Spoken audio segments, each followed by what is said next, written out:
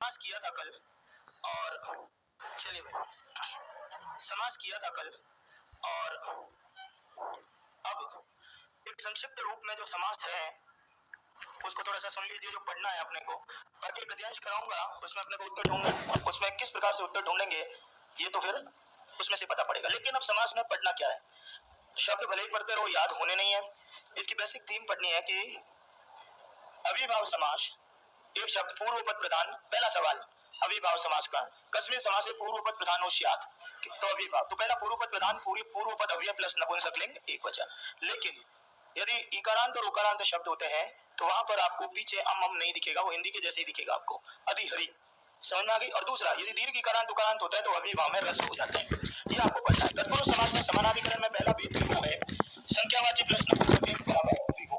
लेकिन अष्टाध्यायी शताब्दी इत्यादि पंचवटी है इत्यादि शब्द बदल गए, हम उनमें परिवर्तन नहीं कर सकते। इसके तहत आपको द्विगु स्त्रीलिंग में भी दिखता है। लेकिन यदि वो संख्यावाची नदी के साथ आ गया तो समास कौन सा हो जाएगा, अविभाव।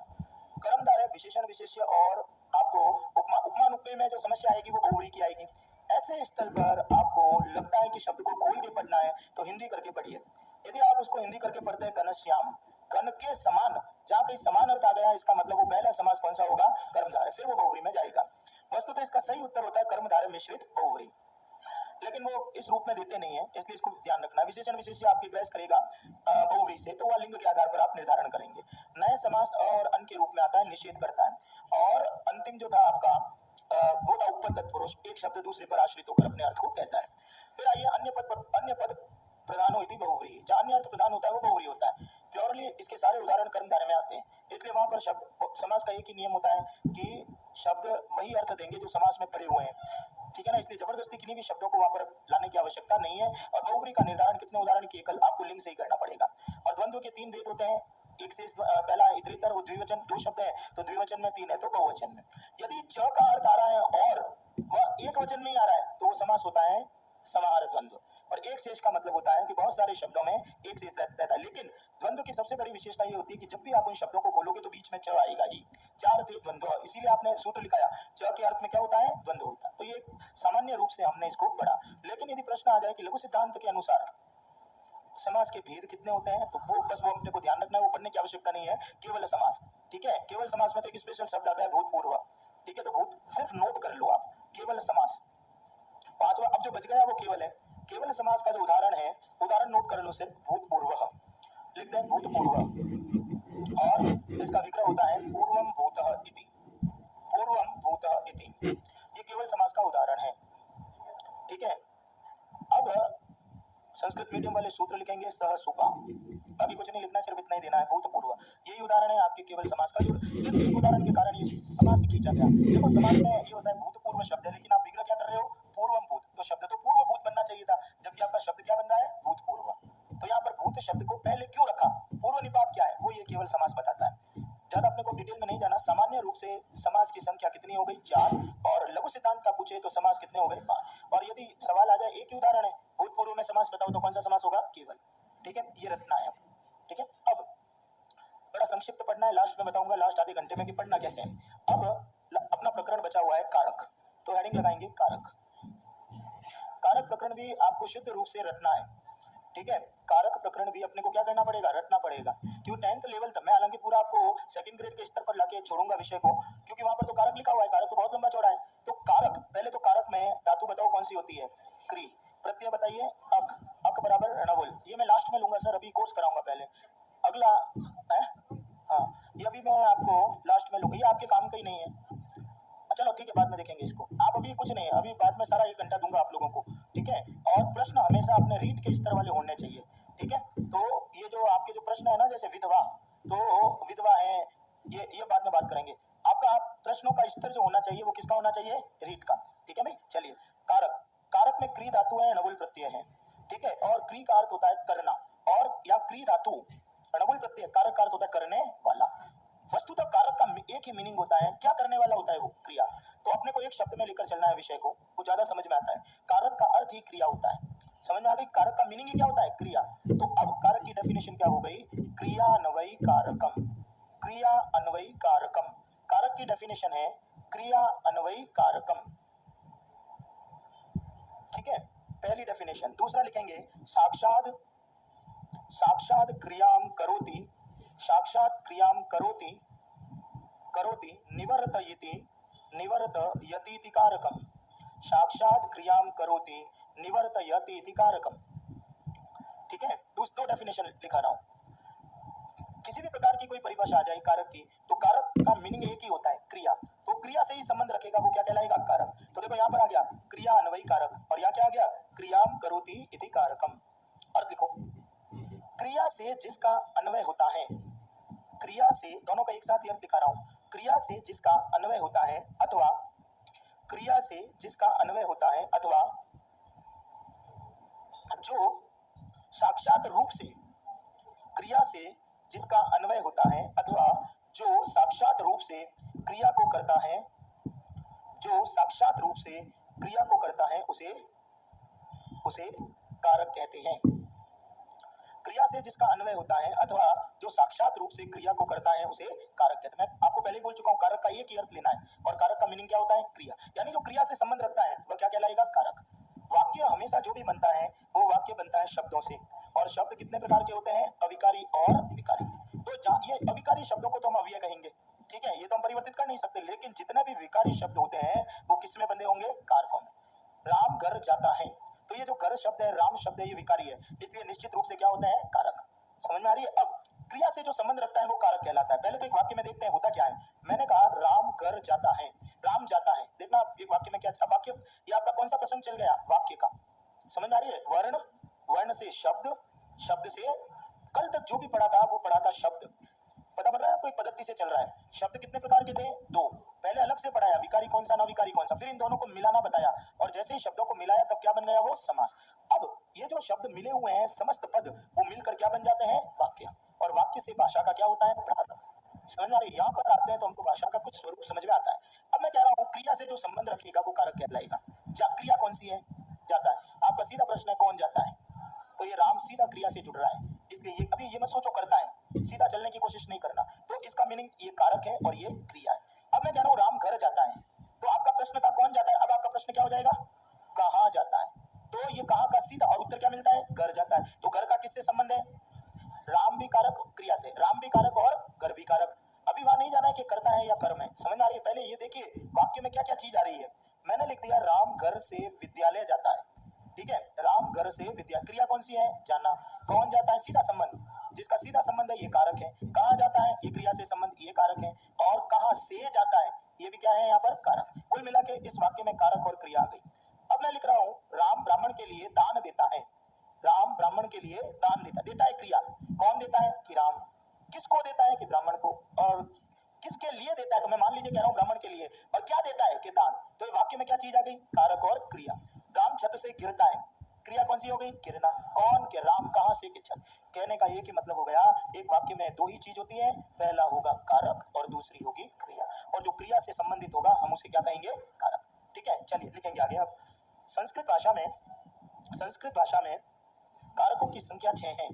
संस्कृत भाषा में कारकों की संख्या 6 है। इंपोर्टेंट सवाल, अंडरलाइन कर देना। कारक कितने होते हैं, 8 नहीं होते, 7 नहीं होते, कारक कितने होते हैं, 6। नंबर 1 कर्ता, नंबर 2 कर्म, कर्ता कर्म, नंबर 3 करण, नंबर 4 संप्रदान, नंबर 5 अपादान, नंबर 6 संबंध, नहीं नंबर 5 अपादान, और नंबर 6 अधिकरण। कर्ता, कर्म, करण, संप्रदान, अपादान और अधिकरण। तो इंपोर्टेंट सवाल है, ध्यान रखना, आपके रीट के स्तर का सवाल है कि कारक कितने होते हैं, तो कारक 6 ही होते हैं। अब आपने कौन सा छोड़ दिया यहाँ पर, संबंध को कारक नहीं माना जाता है। संस्कृत में संबंध मात्र क्या होती है, विभक्ति। तो लिखेंगे संबंध को कारक नहीं माना जाता, संबंध को कारक नहीं माना जाता, संबंध को कारक नहीं माना जाता, क्योंकि संबंध को कारक नहीं माना जाता क्योंकि क्रिया की निष्पत्ति में, निष्पत्ति कहते हैं करने में, ऐसे लिख देना, क्रिया को करने में उसका कोई योगदान नहीं होता, क्रिया को करने में उसका कोई योगदान नहीं होता। जैसे रामः दशरथस्य पुत्रः अस्ति, जैसे रामः दशरथस्य पुत्रः अस्ति। राम दशरथ का पुत्र है, रामः दशरथस्य पुत्रः अस्ति। यहाँ पर अस्ति क्रिया, यहाँ पर अस्ति क्रिया का संबंध राम से है। यहाँ पर अस्ति क्रिया का संबंध राम से है, अतः राम कारक है। दशरथ तो राम के साथ अपने संबंध को बताता है। दशरथ तो राम के साथ अपने संबंध को बताता है। उसका अस्ति क्रिया के साथ कोई साक्षात संबंध नहीं है। उसका अस्ति क्रिया के साथ कोई साक्षात संबंध नहीं है, अतः दशरथ कारक नहीं माना जाता।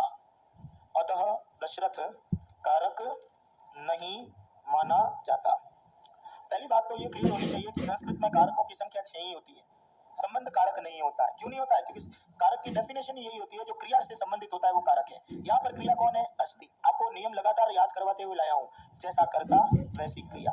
तो क्रिया का सीधा संबंध किससे होता है? कर्ता से। तो यहाँ पर अस्ति क्रिया का संबंध किससे है? राम। कौन है? सीधा राम है। यहाँ पर दशरथ का क्रिया से कोई संबंध ही नहीं है। क्यों नहीं है? क्योंकि वो अस्ति क्रिया का संबंध तो किसके साथ हो रहा है? राम। तो दशरथ को क्यों डाला यहाँ पर? कि दशरथ तो राम के मध्य अपने संबंध को बता रहा है कि मैं पिता हूं और वो क्या है? पुत्र है। तो यहाँ पर दशरथ कारक नहीं है, क्योंकि दशरथ शब्द तो वाचक किसका है? यहाँ पर संबंध का, और संबंध को कारक नहीं मानते। इसलिए ध्यान रखिएगा, कारकों की संख्या कितनी होती है? 6। पैराग्राफ चेंज कर लें और हेडिंग लगाएंगे। अब इसमें 2 सवाल। पहला, यदि सीधे सवाल आएंगे तो कारक की परिभाषा, क्रियान्वयी कारकम, और दूसरा कारक के भेद कितने होते हैं? 6। अब आइए हेडिंग लगाएंगे, कारक और विभक्ति में अंतर। अपना हेडिंग है, देखो पढ़ने से पहले अपन क्या पढ़ना है, किस तरीके से पढ़ना है, वो एक प्रस्तावना तैयार कर रहे हैं। ठीक है ना? आपको पढ़ना क्या है ये बता रहा हूँ, कारक नहीं पढ़ना है, कारक अलग अलग तरीके से पढ़ना है।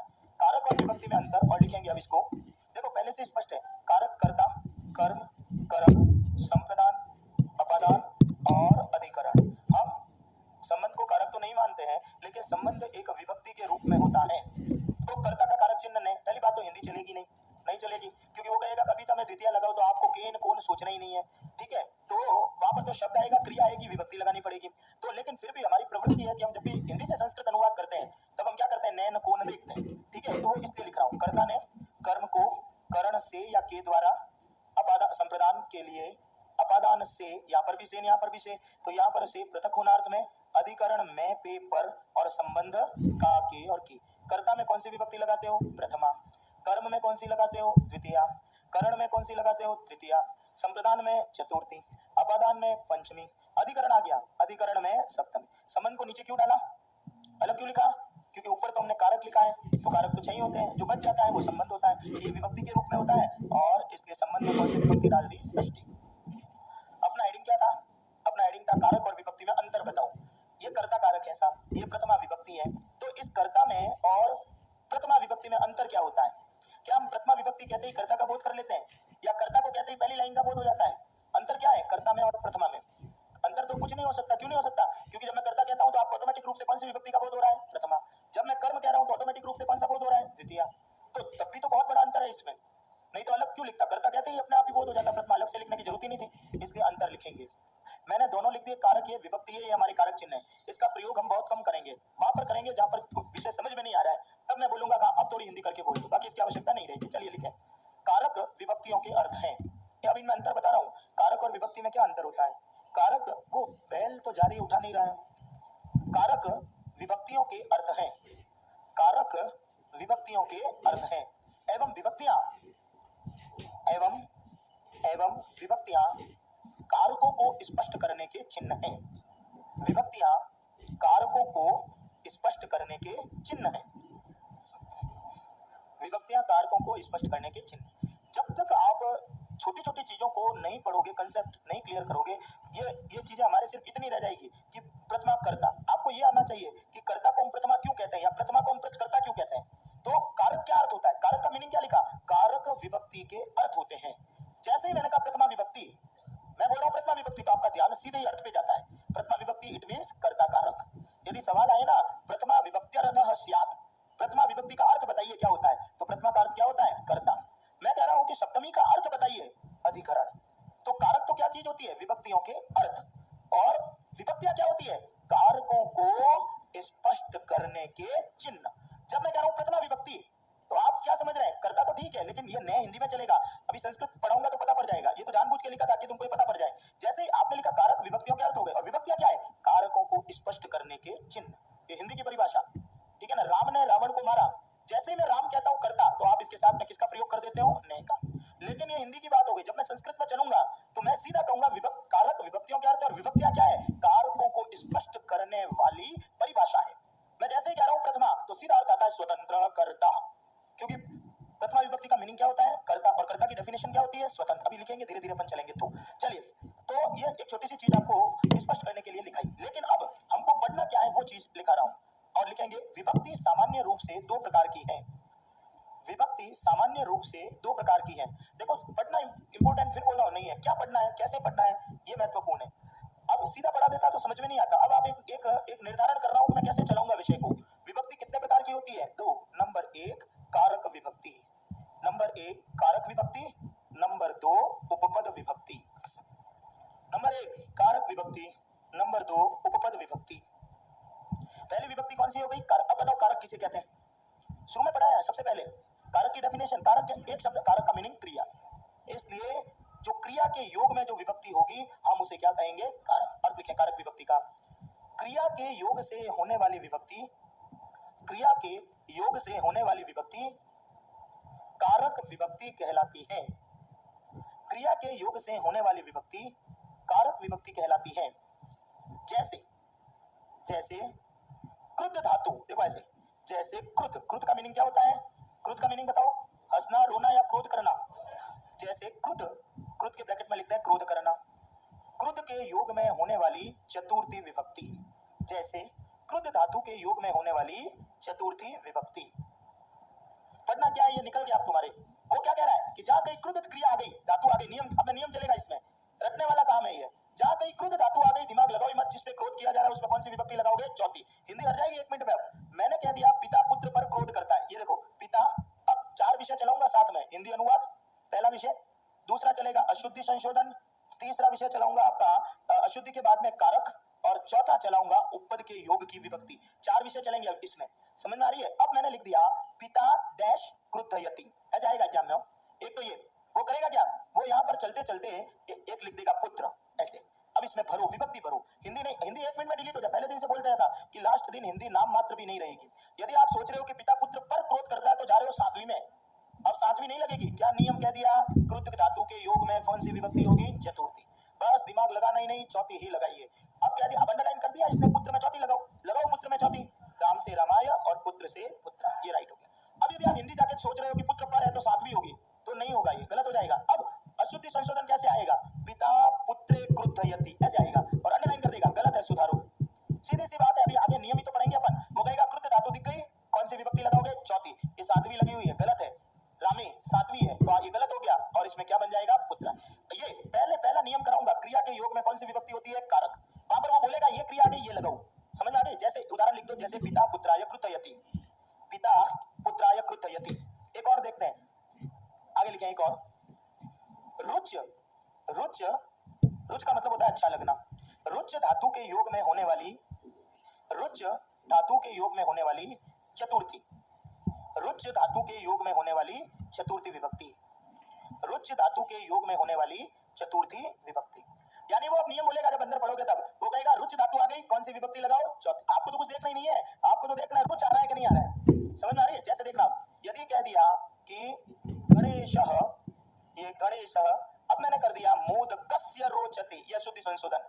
रुच धातु दिख रही है, रोचते आत्मनेपद है ये, क्योंकि धातु आत्मनेपद की है ये। तो जैसे ही रुच धातु दिख गई तो आपका ये शब्द गलत हो गया। रुच के योग में कौन सी विभक्ति लगाओगे, चतुर्थी। तो आप शब्द है मोदक, उसमें षष्ठी लगा रखी है, गलत है, आप चौथी लगाओ, तो मोदक से क्या बन जाएगा, मोदकाय। तो आपको लिखना है गणेशः मोदकाय रोचते, गणेश को मोदक अच्छे लगते हैं। हिंदी धीरे धीरे हट रही है अब आपके, ध्यान रखना, वाक्य में आएगा तो हिंदी थोड़ी चलाओगे आप। तो अब पहला क्या कर दिया, पहला लिखा कारक विभक्ति।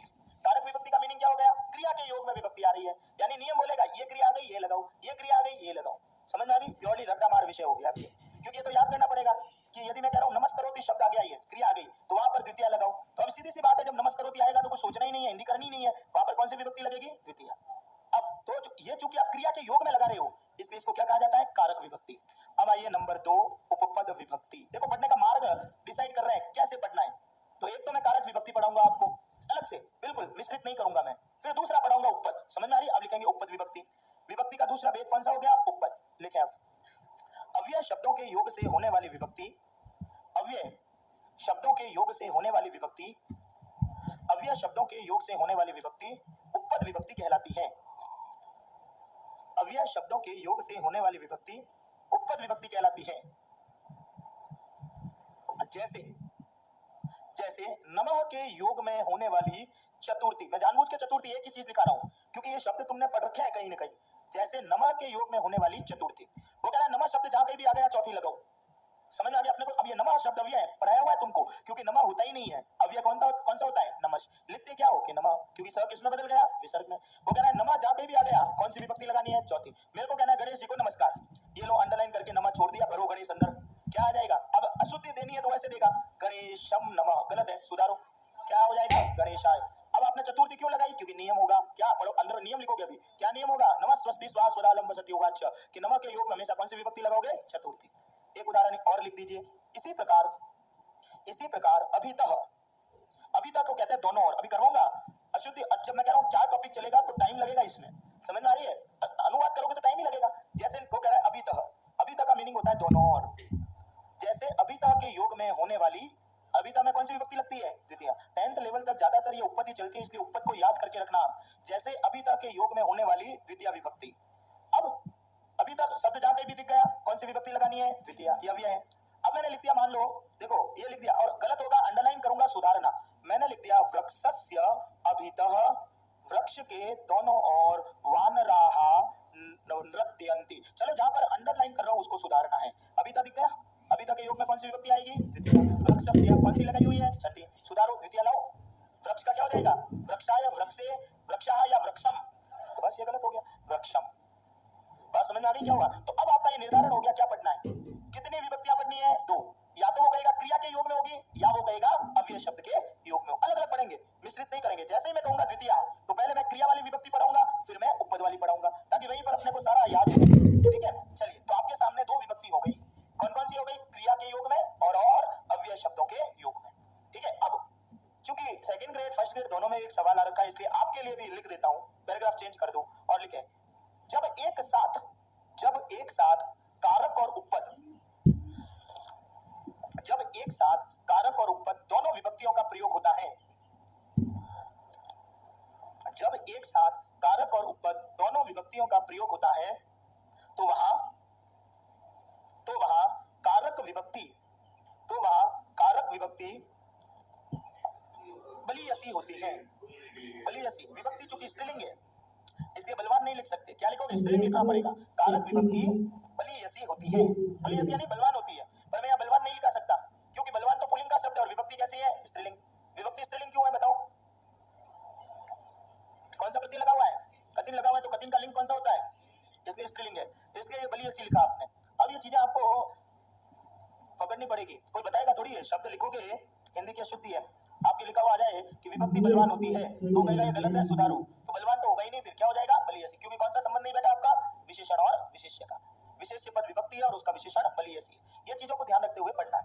ठीक है भाई। तो अब वो कह रहा है जब एक साथ दोनों विभक्ति आ गई तो कौन सी लगाए? देखते हैं ऐसे, गुरून सह गुरून नमस्करोति, ये लिख दिया सामने, आया हुआ है सवाल, ये किए। अब देखो यहाँ पर आपको दिख रहा है नमः, नमः के योग में विभक्ति बताया, कौन सी विभक्ति लगानी है? मैंने द्वितीय लगाई है।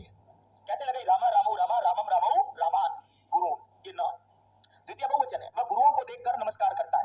एक समस्या आएगी इसमें शब्द रूपों की, क्योंकि हमको शब्द रूप याद नहीं है। अभी तक हम राम में चला रहे थे, कोशिश करूंगा राम में ही चलाना है, लेकिन लास्ट में बताऊंगा कि पढ़ना क्या है। ठीक है, अभी सिर्फ राम को ही। अब देखिए नमः के योग में कौन सी विभक्ति आती है? चौथी। दिख रहा है नमः, नमः में चौथी आनी चाहिए। एक अभी आगे पढ़ोगे, नमस्करोति पूरा क्रियापद है, क्रिया है ये, नमस्करोति पूरा क्रियापद है, और वो कहेगा कि जब नमस्करोति का प्रयोग होता है, इस क्रिया का प्रयोग होता है, तब कौन सी विभक्ति लगाओ? द्वितीय। अब देखो क्या हुआ, एक तरफ जब अलग अलग करके पढ़ रहे हैं तो नमा में चौथी लगाओ। और नमस्करोति क्रिया में कौन सी नमस्करोति क्रिया है पूरी, और उस इस नमस्करोति क्रिया पद में कौन सी विभक्ति आती है, द्वितीय। आपको तो दोनों दिख रही है, नमा में चौथी भी दिख रही है और नमस्करोति में द्वितीय भी दिख रही है। नियम मैंने बताया, अंदर लिखाऊंगा भी।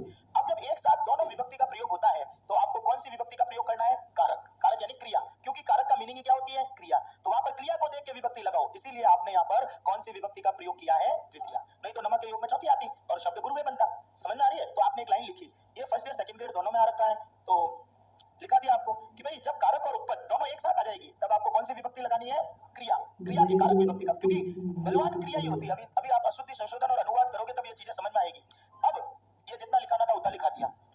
इस पूरे में सबसे पहले पढ़ना है कारक की डेफिनेशन, क्रियान्वयी कारक। दूसरा पढ़ना है कारक के भेद, 6 प्रकार के कारक। तीसरा पढ़ना है कि हम इस सब्जेक्ट को ही 2 तरीके से पढ़ रहे हैं। कैसे पढ़ रहे हैं, पहले तो क्रिया के आधार पर आने वाली विभक्ति और फिर उपपद। उपपद किसको कहते हैं, अव्यय। ठीक है, अव्यय के आधार पर विभक्ति आएगी। मैं अलग अलग तरीके से पढ़ाऊंगा, दोनों चैप्टर ही अलग करके पढ़ाऊंगा। ठीक है, अब आ जाते हैं सबसे पहले प्रथमा विभक्ति के ऊपर। हेडिंग लगा, अब यहाँ से कारक शुरू कर रहा हूँ। इतनी देर तक अपन ने एक भूमिका बांध ली कि ये चीजें हमको पढ़नी है। अब आइए प्रथमा विभक्ति। और सबसे पहले जैसे ही प्रथमा लिखते हैं तो अपना ध्यान आता है प्रथमा बराबर कर्ता। क्या आता है, प्रथमा विभक्ति किसको कहते हैं, कर्ता और ने। प्रथमा कर्ता ही होता है ना। तो सबसे पहले अब टॉपिक 4 तरीके से चलेगा, चारों तरीका करके बताऊंगा यहाँ पे। ठीक है, पहला अनुवाद, दूसरा अशुद्धि संशोधन, तीसरा कारक तो चल ही रहा है, वो बताएगा। अभी तुम्हें द्वितीय लगाओ, परिता में चतुर्थी लगाओ, जो भी है। ठीक है ना। और मतलब ये अलग अलग देखो, पूरा पूरा वाक्य प्रयोग ऐसे हो जाता है फिर। अब सबसे पहले जैसे ही आप ये चीज पढ़ते हो कि प्रथमा विभक्ति कर्ता, तो आपको सबसे पहले आना चाहिए कर्ता क्या थे, किसे। क्रिया को करने वाला कर्ता नहीं होता। समझ में आ गई, कर्ता की डेफिनेशन ही अलग होती है भाई। और कर्ता, और एक नियम है, फिर कर लो दिमाग में, जैसा कर्ता वैसी क्रिया। हमेशा मैं सेंटेंस लिखूंगा और आपसे उत्तर मांगूंगा। अंतिम है मेरा ये समझाने वाला प्रकरण, छंद समझाना नहीं है मेरे को। ठीक है ना, समझाने वाला अंतिम है। इसलिए जैसे ही मैं सेंटेंस लिखूं आपका ध्यान क्रिया और कॉम्बिनेशन कर्ता पे आना चाहिए। समझ में आ गई। आपकी 99% गलती जो होगी वो कर्ता और क्रिया की होगी। ठीक है, आइए पहले तो कर्ता की डेफिनेशन लिखते हैं। और कर्ता की डेफिनेशन सूत्र, डेफिनेशन हमेशा सूत्रों से। नहीं तो उस दिन पूछा था वायुयान आप बोल रहे हैं, आप वायुयान का कारक बताओ। रेलगाड़ी अपनी गति से तेज भाग रही है, रेलगाड़ी का कारक बताओ। तो हम उत्तर नहीं दे पाए। क्यों नहीं दे पाए, कोई अधिकरण कह रहा है, कोई कर्ता कह रहा है, जबकि दोनों नहीं है। हम उत्तर इसलिए नहीं दे पाए क्योंकि हमको कर्ता की डेफिनेशन पता नहीं है। और कर्ता की डेफिनेशन है स्वतंत्र कर्ता। जहां पर मेरे को सूत्रों की आवश्यकता होगी ना, वहां मैं सूत्र लिखाऊंगा। जहां सूत्र की आवश्यकता नहीं होगी वहां मैं पीछे ब्रैकेट में लिखाऊंगा। ठीक है ना, स्वतंत्र कर्ता, अर्थ लिखें। कर्ता की डेफिनेशन है ये। हम कहते हैं करने वाला कर्ता होता है। जब मैं कह रहा हूं देवदत्त रामदत्त को मारता है, तो करने वाला तो दोनों ही है। देवदत्त मार रहा है ना, रामदत्त खा रहा है, तो दोनों ही तो कर्ता हो गए। लेकिन कर्ता की डेफिनेशन क्या होती है, अर्थ लिखें। क्रिया को करने में जिसकी स्वतंत्रता, क्रिया को करने में जिसकी स्वतंत्रता प्रकट होती है,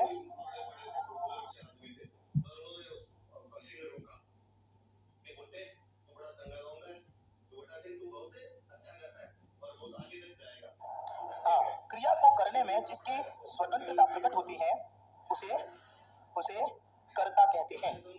क्रिया को करने में क्रिया को करने में जिसकी स्वतंत्रता प्रकट होती है उसे कर्ता कहते हैं। देखो सीधा संबंध बन गया। क्रिया को करने में जो स्वतंत्र होता है वो कौन होता है, कर्ता। क्रिया करना या न करना किसके अधीन होता है, कर्ता के। इसलिए संबंध क्या बन गया, जैसा कर्ता वैसी क्रिया। इसलिए ध्यान रखिएगा, सबसे पहला काम क्रिया को लिखते ही क्या आना चाहिए, संबंध। यदि मैंने लिख दिया रामः गृहं गच्छन्ति, राइट है क्या, राइट है गलत है ये बताओ आप।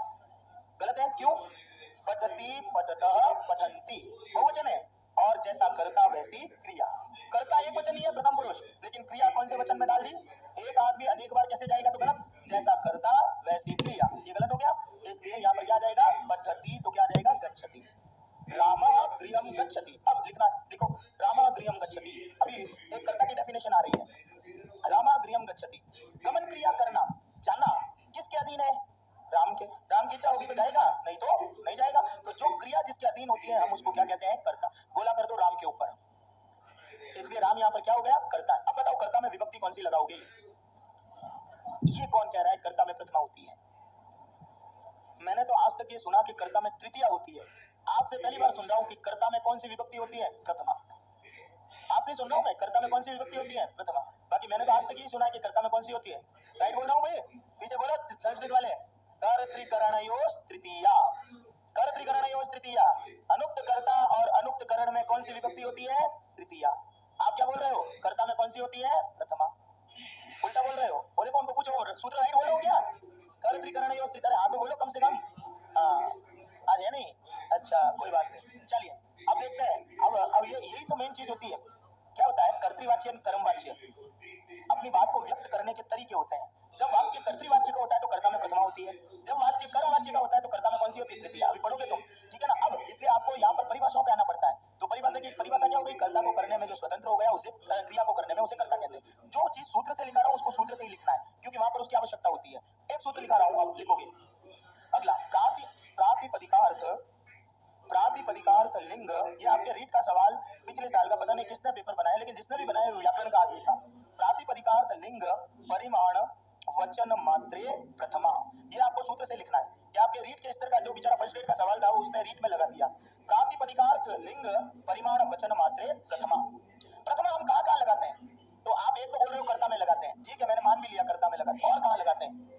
अब सूत्र क्या देखिए, प्रातिपदिकार्थ लिंग परिमाण वचन मात्रे प्रथमा। क्या लिखा? प्रातिपदिकार्थ लिंग परिमाण वचन मात्रे प्रथमा। एक चीज पहले इसको कराने से पहले एक चीज लिख रहा हूं, राम, ठीक है। राम को कहते हैं, आपको कितनी चीजों का ज्ञान हो रहा है ये बताओ। चलो संस्कृत में लिखो, राम, कितनी चीजों का ज्ञान हो रहा है ये बताओ। एक तो राम आदमी है, इसका बोध हो रहा है, पदार्थ है, द्रव्य है। दूसरा इसका ये एक वचन है, और तीसरा ये कौन से लिंग में है? पुल्लिंग। आप कोई भी एक शब्द बोलते हो ना किसी भी भाषा का, वो अपने साथ तीन अर्थ को लेकर उपस्थित होता है। कौन कौन सा? कि या तो वो द्रव्य है, या साथ में वचन भी आ जाएगा। मैं कह रहा हूँ बॉय, ऑटोमेटिक पता पड़ रहा है ये, लेकिन बॉयज कहते ही बहुत सारे। तो जैसे कोई भी भाषा में आप शब्द लिखते हो तो क्या होता है यहाँ पर कि वो वचन और लिंग के साथ ही आता है, ठीक है। ये मैंने आपको ये बताया। अब इसका अर्थ लिखो पहले। इसका अर्थ लिखें, प्रातिपदिकार्थ मात्र में, प्रातिपदिकार्थ मात्र में, नंबर 2, नहीं कॉमा लगाओ, कॉमा, लिंग मात्र में, परिमाण मात्र में और वचन मात्र में प्रथमा का प्रयोग होता है। प्रातिपदिकार्थ मात्र में, लिंग मात्र में, परिमाण मात्र में और वचन मात्र में प्रथमा का प्रयोग होता है। हम प्रथमा विभक्ति कहाँ लगाते हैं ये बता रहा है। वो कह रहा है या तो प्रातिपदिकार्थ में लगाओ, या लिंग में लगाओ, या परिमाण में लगाओ, या वचन में। कर्ता में तो लगाया ही है अपन ने, साथ में कहाँ लगा रहे हैं? यहाँ पर। अब एक एक करके पढ़ा। उदाहरण, ये रीट का सवाल था तुम्हारे 2018 का, ठीक है। अब एक पहला अब एक एक उदाहरण कर रहे हैं। नंबर 1 लिखो, प्रातिपदिकार्थ मात्र, डैश करके लिखें, प्रातिपदिकार्थ मात्र, डैश कर दो, प्रथमा। आपने लिखा प्रातिपदिकार्थ मात्र में कौन सी विभक्ति लगानी है? प्रथमा। अब मेरे को बताओ प्रातिपदिक किसको कहते हैं? तो कितने दिन से पढ़ रहे हो प्रातिपदिक कहते हैं शब्दों को। हिंदी के जितने भी सार्थक शब्द होते हैं वो संस्कृत में क्या कहलाते हैं? प्रातिपदिक। लिखो अब, प्रातिपदिकार्थ का अर्थ है सार्थक शब्द। प्रातिपदिकार्थ का अर्थ है सार्थक शब्द। अब आप बताना मेरे को, प्रातिपदिकार्थ का अर्थ क्या हो गया? सार्थक शब्द हो गया। कोई भी सार्थक शब्द संस्कृत में कहना है तो कौन सी विभक्ति लगाओ? प्रथमा। अब मैं एक चीज लिख रहा हूं यहाँ पर, एक उदाहरण, रामः सार्थक है कि नहीं है? दुनिया में हर चीज सार्थक है। ये गिलास, ये सार्थक है। क्यों? अगर आप इसमें ऐसा सोचोगे ये गीन लास ने कैसे बन गई, इसमें कौन सा प्रत्यय है, तो कोई संभव नहीं है सोचना ये। क्यों? क्योंकि गिलास को जिस शब्द को कहते ही अर्थ उपस्थित हो जाए वो शब्द क्या होता है? सार्थक। मैं बोल रहा हूँ भाटा बोल रहा हूँ आपके सामने, भाटे का अर्थ आ रहा है कि नहीं आ रहा है? तो ये शब्द सार्थक है। अब यदि हम ये सोच रहे हैं कि भाटे में धातु कौन सी है, प्रत्यय कौन सा है, ये भाटे का अर्थ पत्थर क्यों है, तो ये शब्द रूढ़ है। कौन सा शब्द है? रूढ़ है, बस अपने अर्थ में रूढ़ है ये तो अब मेरे कहने का मतलब ये हो गया, जो भी सार्थक शब्द होगा, अब मैं तो कह रहा हूँ वो भाटा मार रहा है, इसके संस्कृत बनाओ, और मेरे को यदि भाटे का मीनिंग ही नहीं आ रहा है संस्कृत में, मैं भाटे को भाटा ही लिख सकता हूँ, लेकिन विभक्ति कौन सी लगानी है? प्रथमा। समझ में आ रही है? तो जो भी सार्थक शब्द होता है उसमें प्रथमा का बोध होता है, ठीक है। अब मैं कह रहा हूँ रामः, बताओ सार्थक है कि नहीं है? राम को कहते किसका बोध हो गया? राम का। लेकिन आपको पता है आप जिस राम को बोल रहे हो वो व्यक्ति का बोध तो हो रहा है, लेकिन साथ में ये भी पता पड़ रहा है कि राम कौन से लिंग में है और राम क्या कितना है? एक। और यहाँ पर वो क्या कह रहा है? प्रातिपदिकार्थ में तो प्रथमा लगाओ, लेकिन साथ में किस में प्रथमा लगाओ? लिंग में। लेकिन मेरे भाई सीधी सी बात तो ये है, किसी भी शब्द को बोलोगे तो लिंग तो उसके साथ ही आ जाएगा, अलग से कहने की जरूरत ही नहीं है। जैसे मैं कह रहा हूँ फलम, पता पड़ रहा है ना कौन से लिंग में, तो प्रातिपदिक कहते ही आपको सारी चीजों का बोध हो जाता है। तो ये लिंग लिखने की जरूरत कहाँ है? यहाँ इतना ही सूत्र बनना चाहिए, वचन लिखने की जरूरत ही नहीं है, इतना ही कहना चाहिए था प्रातिपदिकार्थ प्रथमा, क्योंकि प्रातिपदिक को कहते ही सब चीजों का ज्ञान हो जाता है हमको, ठीक है। इसका मीनिंग यही सवाल आया था तुम्हारे रीट में, किसी व्याकरण वाले ने बनाया होगा, सबसे क्लिष्ट पेपर, सबसे क्लिष्ट सूत्र है ये। तो प्रातिपदिक का मीनिंग ही दूसरा है यहाँ पर, और प्रातिपदिक का मीनिंग ये होता है अलिंगा नियत लिंगाश्च। आपको हिंदी में लिखना है, संस्कृत में नहीं लिखना। अलिंगा नियत लिंगाश्च प्रातिपदिकस्य उदाहरणम। ये मेरे को जबरदस्ती कराना पड़ रहा है क्योंकि आपके सवाल आया हुआ है। अभी आप पेपर देखोगे तो आप कहोगे कहाँ से आ गया, तो अलिंगा नियत लिंगाश्च प्रातिपदिकस्य उदाहरण सब पढ़ा हुआ है। अभी तुम पता है क्या कर रहे हो, शब्दों को एक साथ देखने की कोशिश करो, इसलिए समझ में नहीं आ रहा है। मैंने जैसे मैं बोलूंगा तो 1 मिनट में उत्तर दे दोगे आप, इसलिए जैसे मैं बोल रहा हूं वैसे उत्तरों को ढूंढने का प्रयास करो। अलिंगा समास बताओ, समास बताओ, नए तत्पुरुष। अलिंगा में नए तत्पुरुष है तो फिर इसका विग्रह कर दो, न लिंगा। जिन शब्दों के लिंग ही नहीं होते हम उनको क्या कहते हैं, अव्यय। या फिर नियत लिंगाश्च, पहले संधि बताओ, नियत लिंगाश्च इष्टत्व। अब क्या दिया, नियत लिंगाश्च, जिन शब्दों के लिंग क्या होते हैं, नियत मतलब निश्चित, वो हमेशा किसका उदाहरण बनते हैं, प्रातिपदिक। अभी लिंग लिखोगे तो समझ में आ जाएगा क्या लिखा रहा हूं। अब लिखो, ये लाइन मैं बोल रहा हूं वो लिखें। अव्यय शब्द अथवा निश्चित लिंग वाले शब्द, अव्यय शब्द अथवा निश्चित लिंग वाले शब्द प्रातिपदिक के उदाहरण बनते हैं। अव्यय शब्द अथवा निश्चित लिंग वाले शब्द प्रातिपदिक के उदाहरण बनते हैं। ठीक है, आपने लिखा प्रातिपदिक का अर्थ होता है सार्थक शब्द, सब शब्द सार्थक ही होते हैं। तो कह रहा है जो शब्द अव्यय होते हैं या जो शब्द निश्चित लिंग वाले होते हैं वो क्या कहलाते हैं, प्रातिपदिक। अब एक एक करके लिखा रहा हूं, देखो नंबर 1 अव्यय। इंपोर्टेंट सवाल भाई, हमारे फर्स्ट ग्रेड सेकंड ग्रेड में तो हम ये टप्पा मार के कहते हैं यही आएगा, पढ़ लेना, पर तुम्हारे स्तर का वो रीट में पिछली बार दे दिया इन्होंने। तो अव्यय, अब मैं लिख रहा हूं उच्चैः, ये अव्यय है। सहसा, ये अव्यय है। मैं बहुत सारे, अभी तो बहुत सारे पढ़ोगे तुम आगे। अभितः, ये क्या है, अव्यय। अरे अव्यय तो पूरा ही पढ़ा है ना मैंने, यदा, ये अव्यय। तो ये जितने भी अव्यय होते हैं वो किसका उदाहरण बनते हैं, प्रातिपदिक का। ठीक है, लिखो पहले एक बार। और नंबर 2 निश्चित लिंग वाले शब्द, निश्चित लिंग वाले शब्द। निश्चित लिंग वाले शब्द यानी जिनके लिंग निश्चित रहते हैं, जो कभी परिवर्तित नहीं होते। जैसे मैंने लिख दिया रामः, राम पुल्लिंग का है तो पुल्लिंग में ही रहता है, कभी परिवर्तित नहीं होता, तो निश्चित लिंग वाला शब्द है। यदि मैंने लिख दिया लता तो ये निश्चित लिंग है, क्यों है, क्योंकि ये स्त्रीलिंग में ही होता है। यदि मैंने लिख दिया फलम तो ये कौन से लिंग में है, निश्चित है, नपुंसक लिंग में। तो क्या कहा कि जो शब्द अव्यय होता है, जो शब्द निश्चित लिंग वाला होता है, आप उनको क्या बोलते हो, प्रातिपदिक। आधा समझ में आया, आधा इसलिए आया क्योंकि अभी मेरे को एक चीज नीचे और स्पष्ट करनी है, तब वो बात क्लियर होगी। अब पिछली बार का सवाल सुन लो, पिछली बार का सवाल क्या था, सवाल ये था तत् शब्द, ततः, ये किसका उदाहरण है। आपका पहले सवाल बता देता हूं ताकि आपको समझ में आए कि तत् शब्द किसका उदाहरण था। प्रश्न ये था आपका, और वो सवाल का के विकल्प ये थे कि तत् क्या प्रातिपदिक है, क्या लिंग मात्र का उदाहरण है, क्या वचन मात्र का है, या परिमाण मात्र का, ये सवाल था। वापिस बोल रहा हूं, आपका पिछली बार का सवाल ततः, तत् शब्द किसका उदाहरण है, प्रातिपदिक का, लिंग का, परिमाण का, या वचन का, ये आपका सवाल आ रखा है। अभी मैंने आधा प्रश्न करवाया कि प्रातिपदिक, अब आपके सामने आ गया है, प्रातिपदिक किसको कहते हैं, या तो अव्यय को या निश्चित लिंग वाले शब्दों को। अभी आधा उत्तर आया हो, आगे पढ़ोगे तब ये चीज स्पष्ट होगी कि मैंने क्या पढ़ाया। अब आइए नंबर 2, मैंने प्रातिपदिक तो पढ़ा दिया, अब मैं नंबर 2 ले रहा हूं। नंबर 2 आपने लाइन क्या लिखी, लिंग मात्र में प्रथमा होती है। लिखो वो की वो लाइन, लिंग, अरे भी लिखो पहले एक बार, पहले आगे लिखो, लिंग मात्र में प्रथमा होती है। लिखो पहले, लिंग मात्र में प्रथमा होती है, लिंग मात्र में प्रथमा होती है। विषय एक दूसरे से संबंधित होता है, जब तक दूसरा विषय नहीं पढ़ोगे ऊपर वाला स्पष्ट नहीं होगा। लिंग मात्र में प्रथमा होती है, यहां लिखो आगे, यहां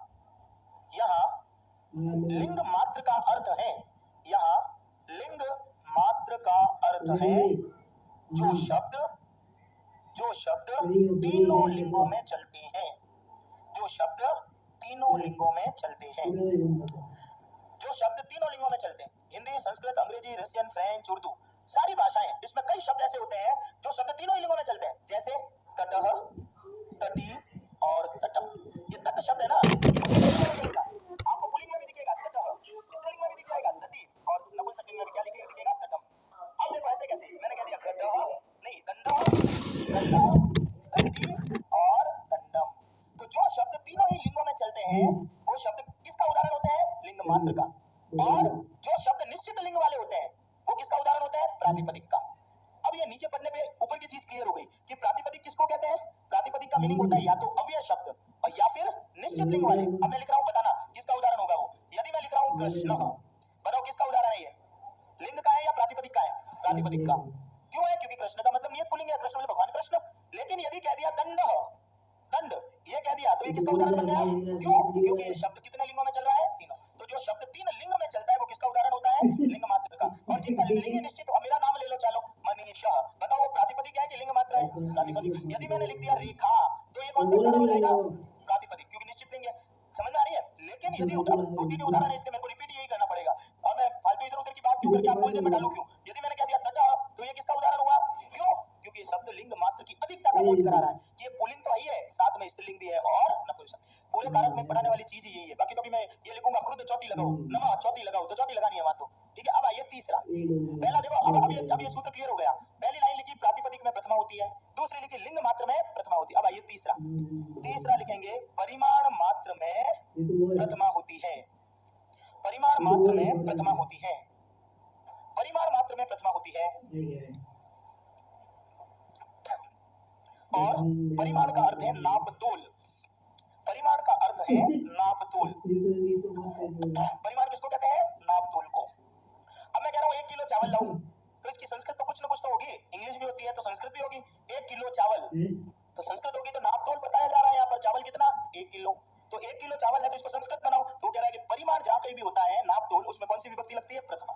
और इसका द्रोणः व्रीहि, देखो व्रीहि कहते हैं चावल को, द्रोण जो होता है ना, पुराने जमाने में उदाहरण चेंज नहीं कर सकते हम लोग, क्योंकि उदाहरण जो निश्चित लगते हैं एग्जाम में, मैं मेरे हिसाब से 1 किलो चावल कर दूं तो वो नहीं आएगा, जो लिखे हुए उदाहरण है वही आते हैं। पुराने जमाने में किलो नहीं चलते थे, किलो तो अभी वर्तमान काल अंग्रेजी का ही है, तो जो नापते कैसे थे? या तो डंडे से नापते थे वो, या 1 शेर चावल, तो द्रोण बोला जाता है 1 शेर चावल, वो मापक है आपका। अभी जिसको 1 किलो बोलते हो वो पुराने जमाने में क्या बोला जाता था? द्रोण। तो 1 किलो चावल, तो कहने का मतलब का मतलब चावल। जब नापतोल बताना होता है तब कौन सी विभक्ति लगती है? प्रथमा। लास्ट आ गया वचन, वचन का क्या होता है? संख्या, लिख दें। नंबर 4, वचन मात्र में प्रथमा का प्रयोग होता है, वचन मात्र में प्रथमा का प्रयोग होता है। और वचन चौथा बचा हुआ है ना अभी, वचन मात्र में प्रथमा का प्रयोग होता है, और वचन का अर्थ है, और वचन का अर्थ है संख्या। वचन का अर्थ क्या होता है? संख्या। जब भी संख्या बतानी होती है पूरी, तो वहां पर कौन सी विभक्ति लगाओगे? प्रथमा। मैंने कहा एक बालक, एक, तो मेरे को एक ये लो। यदि मेरे को कहना है एक बालिका, तो क्या कहूंगा? एका। एक फल, तो क्या प्रथमा विभक्ति लगा के? तीनों ही प्रथमा ही है। क्यों है? क्योंकि ये तो पुल्लिंग का है, ये स्त्रीलिंग का है, या नपुंसकलिंग का है। तो अब ये सूत्र पूरा हो गया। अब प्रथमा कहाँ लगाओगे?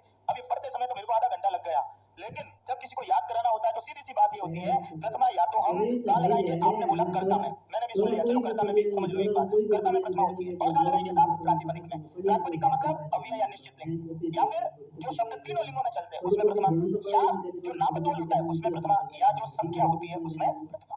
बस इतना सा अर्थ है इसका। अब प्रथमा विभक्ति का अंतिम लिख दीजिए, नंबर 5। नंबर 5 क्या वो आप क्या जो सूत्रों के नंबर डाल रहे हो, चलो 5 लिख दो, लिख दो। संबोधन में, बोल रहा हूँ लिख दो, संबोधन में, सूत्र लिखाने से मतलब नहीं, संबोधन में प्रथमा विभक्ति का प्रयोग होता है, संबोधन में प्रथमा विभक्ति का प्रयोग होता है। संबोधन में कौन सी विभक्ति लगती है? प्रथमा। संबोधनेच्च, जो सूत्र लिखना चाहते हैं ब्रैकेट में लिख देना संबोधनेच्च, ये सूत्र है। ये संबोधन में आप कौन सी विभक्ति लगाते हो? जब आप संस्कृत बोलते हो ना, 7 विभक्ति बोलने के बाद में 8वीं और आती है, हे राम, हे रामौ, हे रामा, तो ये 8वीं कहां से आ गई? ये प्रत्यय कहां से लाए तुम 8वीं की? जबकि प्रत्यय तो 7 का ही होता है। तो कह रहा है कि संबोधन में कौन सी विभक्ति लगाते हैं? प्रथमा। यानी प्रथमा के जो प्रत्यय होते हैं वही संबोधन के प्रत्यय होते हैं। अब ये खत्म। अब इसमें सवाल बनने वाला जो है ना, यदि सीधे सवाल आते हैं 30, तब ये बनता है। और सिर्फ अब आपको याद क्या करना है इसमें, हम प्रथमा कहाँ लगाते हैं? पहले आप वाले कर्ता में प्रथमा, दूसरा प्रातिपदिक में प्रथमा, तीसरा लिंग, जो शब्द 3 लिंग में, आप तो सीधा याद करो, जो शब्द 3 लिंग में चलते हैं उसमें प्रथमा, फिर और नापतोल में प्रथमा, और फिर वचन में, और फिर संबोधन में प्रथमा। चलिए अब आ जाते हैं द्वितीय विभक्ति के ऊपर। अब यहाँ से आपका काम, इतनी देर तक तो मैं बोल रहा था आपको 1 घंटे से, क्योंकि मेरे को ये पढ़ाना था। अब काम अब आपका शुरू होगा 1 घंटे तक, अब आपका ही काम चलेगा जब तक कारक खत्म नहीं होगा तब तक, क्योंकि अब विषय चलेगा अशुद्धि संशोधन।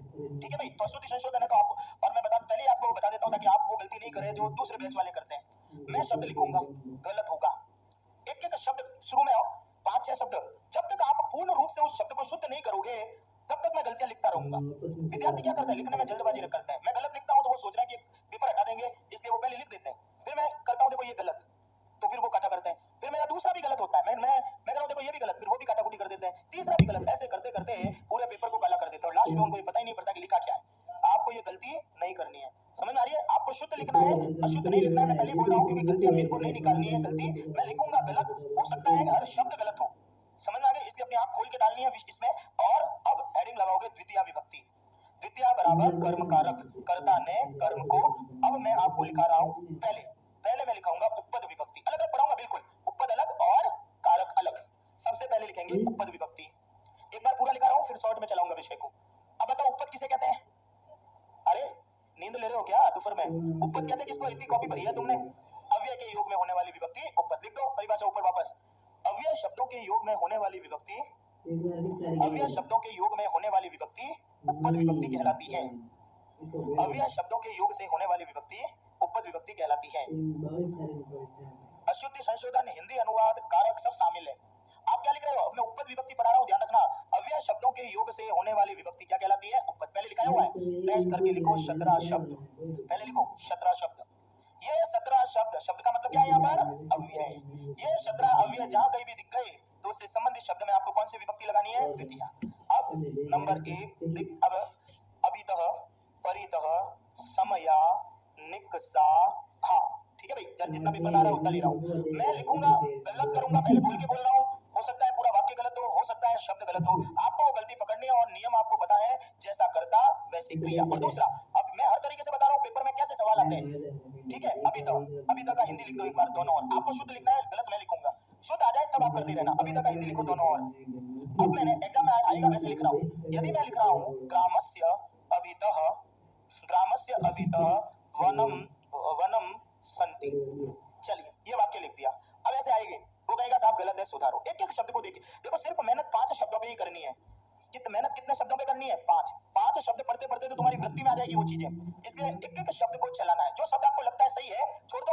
और पहली बात तो पहली कोशिश यही करता हूँ हर शब्द गलत है। चलो पहले तो आपका नियम है, अभी तक शब्द के योग में उससे संबंधित शब्द में द्वितीया का प्रयोग होता है। नियम लिखा दिया मैंने ये 17। अब संस्कृत के नियम बाद में लिखाऊंगा, पहले ये 17 याद करो। चलो पहले बताओ एग्जाम में कैसा आएगा? ग्रामर अंडरलाइन, गलत है साहब, ये सुधारिए। अभी तक के, अब मेरे को बताओ वनम में द्वितीया नहीं लगाई, ग्राम में क्यों लगाई? क्योंकि अभी तक का संबंध वन से नहीं है, गांव के। एक बार हिंदी बोलूंगा, बाकी हिंदी तो चलेगी नहीं यार। क्यों हिंदी से पढ़ना शुरू कर दिया तो छठी लगा दोगे, गांव के। जबकि ये क्या कह रहा है? गांव के दोनों और वन है। तो दोनों और शब्द का संबंध वन के साथ है कि गांव के साथ है?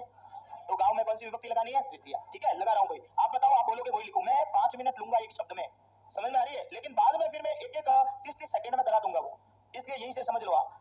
बताओ क्या लिखो इसमें? द्वितीया लगाओ। चलो लिख दिया ग्रामम। पहले ये क्लियर नहीं हो तब तक आगे नहीं जाना है। राइट है क्या? ग्रामम लिख दिया। अब राइट है क्या? चलो कौन सी अशुद्धि है ये बता दो। म संधि जनित अशुद्धि। इसको क्या बोलते हैं? संधि की अशुद्धि है ये। क्योंकि मो अनुस्वार सूत्र कहता है व्यंजन परे है तभी म को बिंदी लगाते हैं, स्वर है तो म किस में लिखा जाएगा? म में। चलिए क्लियर? अब देख लो राइट है ये। चलो ग्रामम आ गया। अब आ जाते हैं अभी तक। राइट लिखा हुआ है क्या अभी तक? राइट है गलत है? क्या गलती है? यदि ऐसे नहीं लिखा तो ये शब्द अवयव बनेगा ही नहीं, क्योंकि अवयव को हम कभी परिवर्तित नहीं कर सकते। तो ये भी गलत है। एक एक शब्द को देखना, ध्यान रखना।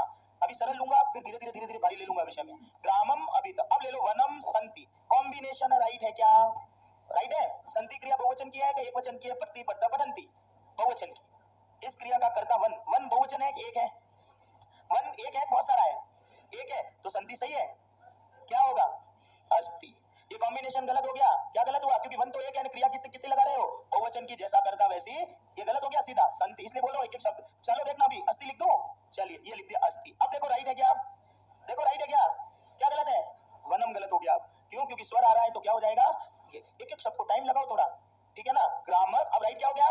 ग्रामम अभितः वनम अस्ति। ये ग्रामम के नीचे अंडरलाइन। अभितः के योग में कौन सी विभक्ति लगा दी? द्वितीया। ठीक है। गांव के दोनों और वन। सब पैराग्राफों में सब कुछ लिखे हुए आएंगे, आपको अभ्यास ऐसे करना है। लिखे हुए आएंगे और अंडरलाइन किया हुआ आएगा। ये गलत है, ये सुधारो। अब मैं लिख रहा हूं आगे। क्या? कृष्ण के चारों ओर गोपिकाएं नृत्य करती है। धीरे धीरे लेवल बढ़ाऊंगा।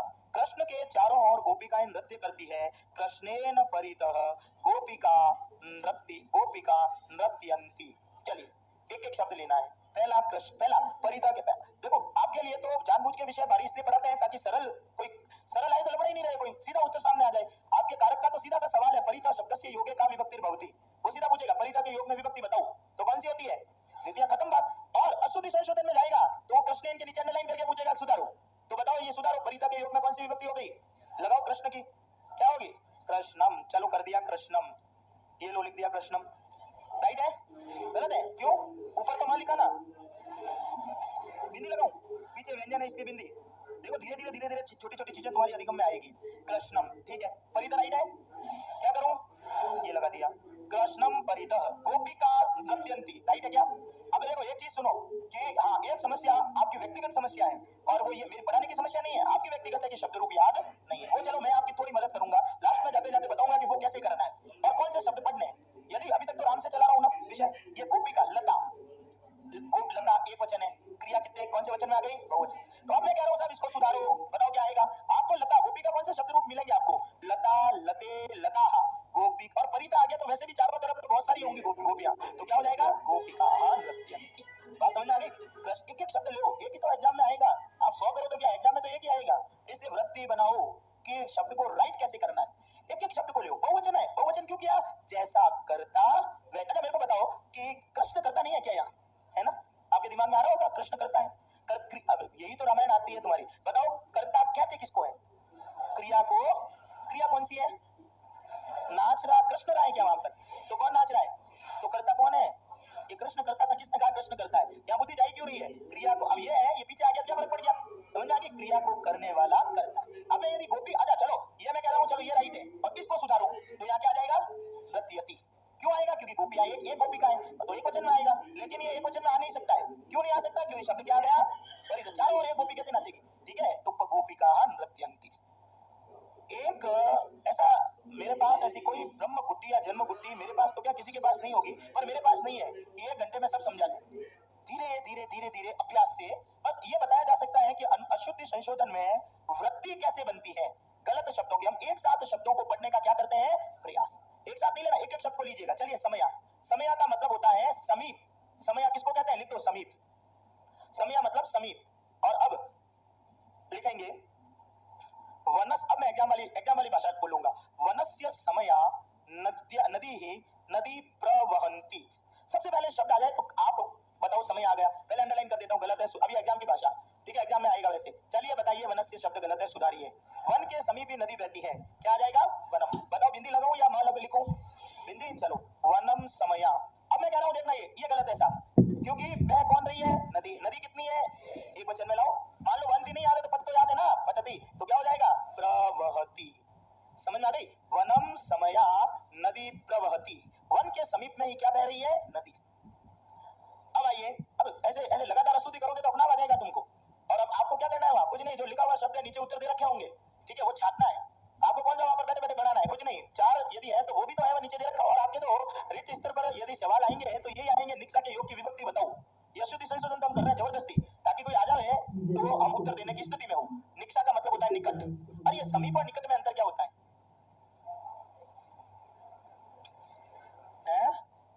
निकसा।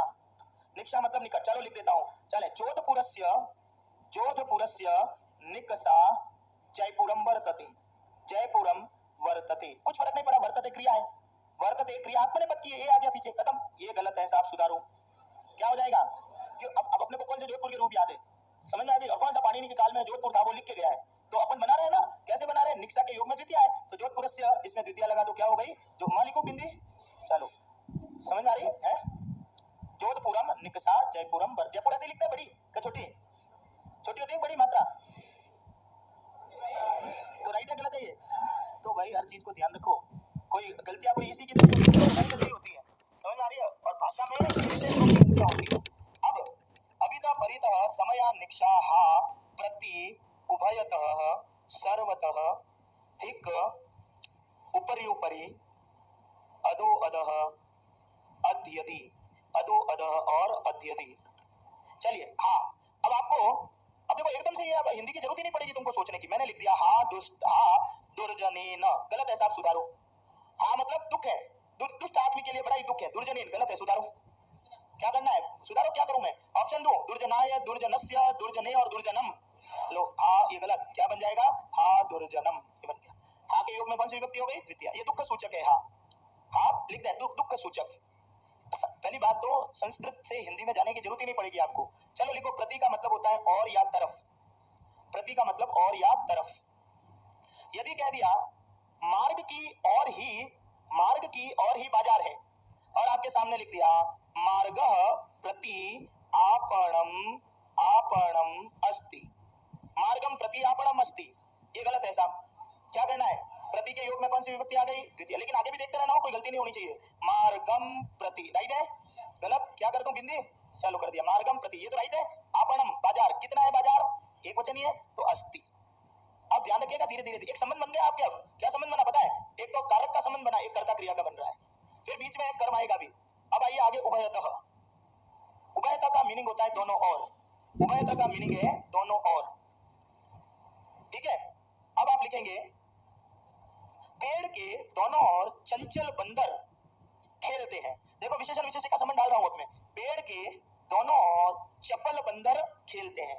अब लिख दिया पेड़ के, पहले एक गलती, ध्यान ऐसे ही तो पकड़ी जाएगी, एक एक शब्द पे लाइएगा। यदि कह दिया वृक्षेण उभयतः चपलः वानरौ क्रीडति। अब इसको सुधारोगे तो मेरे को समझ में आ जाएगा कि आप लोगों को कुछ चीजें तो समझ में आ गई, जो एग्जाम में तुम गलत नहीं करोगे। अगर ये किया तो मेरे को समझ में आ जाएगा कि आपके लिए अब ये विषय अशुद्धि संशोधन में तुम्हारे स्तर पर तो तुम सही कर दोगे, एक एक लेके चलना है। गलत है साहब, क्या हो, ये तो कॉमन चीज हो गई। अब वृक्षम में म लिखूं बिंदी लिखूं, चलिए म लिख दिया। वृक्षम उभयतः, उभयतः मतलब दोनों ओर, वृक्ष के दोनों ओर। अब चपल वानर, राइट है क्या? क्या गलत है? वानर कितने हैं? दो, तो चंचलता भी कितनी होगी? दो। तो या तो मैं लिखूं चपल वानर, या तो ये लिख दूं, और मैं यदि एक ही बंदर को कह रहा हूं तो क्या होगा? चपल, विशेषण विशेष्य की गलती है तो क्या होगा? क्योंकि आप यदि बंदर चंचल है तो ये द्विवचन है, तो ये भी द्विवचन में आएगा, तो क्या हो जाएगा? चपलहु वा, मैं द्विवचन ही कर रहा हूं। अब बताओ बंदर कितने हैं? तो क्रीडति क्रिया राइट है क्या? राइट है क्या? जैसा करता वैसी क्रिया, तो यदि क्रिया क्रीडति तो गलत हो गया, क्योंकि बंदर कितने हैं? दो।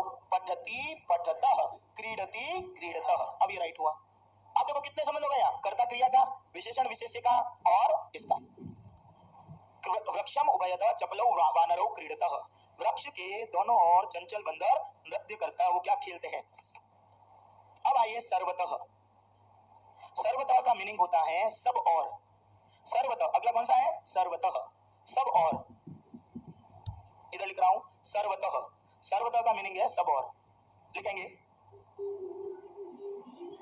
नदीम जो है मैंने, नदी सर्वतः वृक्षाः अस्ति।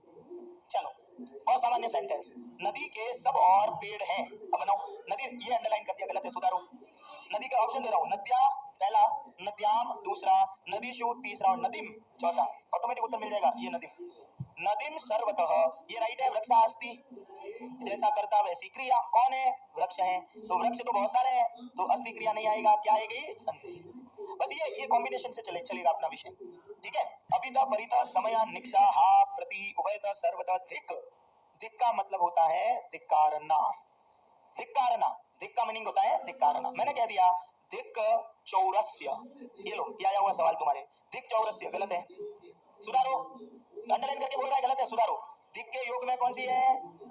पंचमी, द्वितीय, तो सुधारो, फिर द्वितीय लगाओ। चोर को धिक्कार लगाओ द्वितीय, धिक के योग में। चोर की विभक्ति याद है तो द्वितीय राम की बोल दो, राम की रामम और चोर की चौरम, धिक चौरम, बस खत्म, इतना सा अर्थ है इसका। सर्वथा धिक। अब आ जाता है ऊपरी ऊपरी, संधि बताओ। ऊपरी ऊपरी में संधि कौन सी है? यण संधि। गुण काय की है? गुण में तो ये दिख रहा है क्या कहीं? यण, ऊपरी प्लस ऊपरी बराबर यण। ऊपरी ऊपरी का मतलब होता है सबसे ऊपर। अब ये है सारे ये। यदि मैंने कह दिया ऊपरी ऊपरी लोकस्य हरि, अब आप इसको देखो ऐसे, लोकस्य गलत है, हरि संसार में सबसे ऊपर है, ठीक है। तो ये कह रहा है कि लोकस्य गलत है, तो ऊपरी ऊपरी के योग में कौन सी लगानी है? द्वितीय लगाओ। लोकस्य में द्वितीय लोकम, ये हो गया। ऊपरी ऊपरी लोकम हरि, किताब का एग्जांपल है। ऊपरी ऊपरी लोकम हरि। अधो अधः, संधि बताओ, दो ऑप्शन दे रहा हूं, विसर्ग या पूर्व रूप। विसर्ग है आपको, जब दो ऑप्शन आएंगे तो सोचना पड़ेगा, विसर्ग या पूर्व रूप। विसर्ग, अधः प्लस अधः, दो अ के बीच में विसर्ग बराबर संधि कौन सी है? विसर्ग। पूर्व रूप तो सहायक में काम आ रही है। नीचे नीचे, तो अधः अधः का मतलब होता है सबसे नीचे, ठीक है। अब अधो अधः, अधो अधः लोक, ये की उदाहरण है। इन तीनों को मैं चेंज नहीं करूंगा, क्यों नहीं करूंगा? क्योंकि किताब के इसलिए परिवर्तित नहीं करूंगा। लोकस्य गलत है साहब, पाताल इस संसार में सबसे नीचे है, तो कह दिया लोकस्य गलत है। विभक्ति लगाओ, कौन सी बनाओगे? कौन सी? द्वितीय। तो अधो अधः के योग में द्वितीय लाओ, क्या हो जाएगी? लोकम। अधो अधः लोकम पातालः, पाताल इस संसार में सबसे नीचे है, अधो अधः। बस अब एक चीज पकड़ में आ गई कि ये शब्द जहां पे भी आ गए वहां पर आपको कौन सी विभक्ति लगानी है? द्वितीय। लेकिन जब अशुद्धि संशोधन में चलेगा ना, तो कर्ता क्रिया का कॉम्बिनेशन भी देखना है, ठीक है भाई। तो आप चूंकि अव्यय के योग में लगा रहे हो, इसलिए ये कौन सी विभक्ति होती है? उपपद। ऐसे कैसे क्रिया के योग में चलेगी अब? चलिए अब आइए अधि अधि, संधि बताओ। अधि अधि कौन सी संधि है?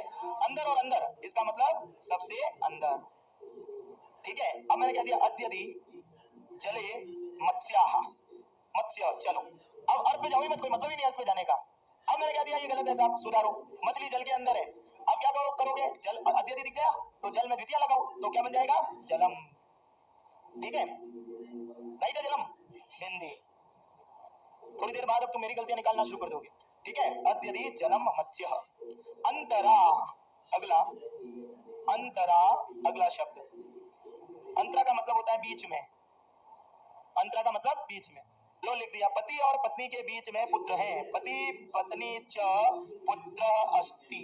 लो राइट है, अरे अंतरा तो लिखा ही नहीं, राइट हो जाएगा, पति पत्नी च अंतरा। अब बताओ अंतरा के योग में कौन सी लगाओगे? द्वितीय। अंतरा का संबंध किसके साथ है? पति पत्नी के या पुत्र के? पुत्र तो है, किसके है बीच में? पति और पत्नी के। तो अंतरा का संबंध किससे है? पति से भी है, पत्नी से भी है। लगाओ पति में द्वितीय, क्या है? पत्या पते है, पतिशु या पतिम, तो पति से निकलेगा, और पत्नी का क्या हो जाएगा? पत्नीम च अंतरा। अब बेटा तो एक ही है ना, तो पुत्र अस्ति। अब अपने को ये चीज क्लियर हो गई है, ध्यान रखना कि ये शब्द जहां कहीं भी आएंगे कौन सी विभक्ति लगेगी? द्वितीय। रटना रटना मारे भी है। अंतरेण, अंतरेण का मतलब होता है बिना।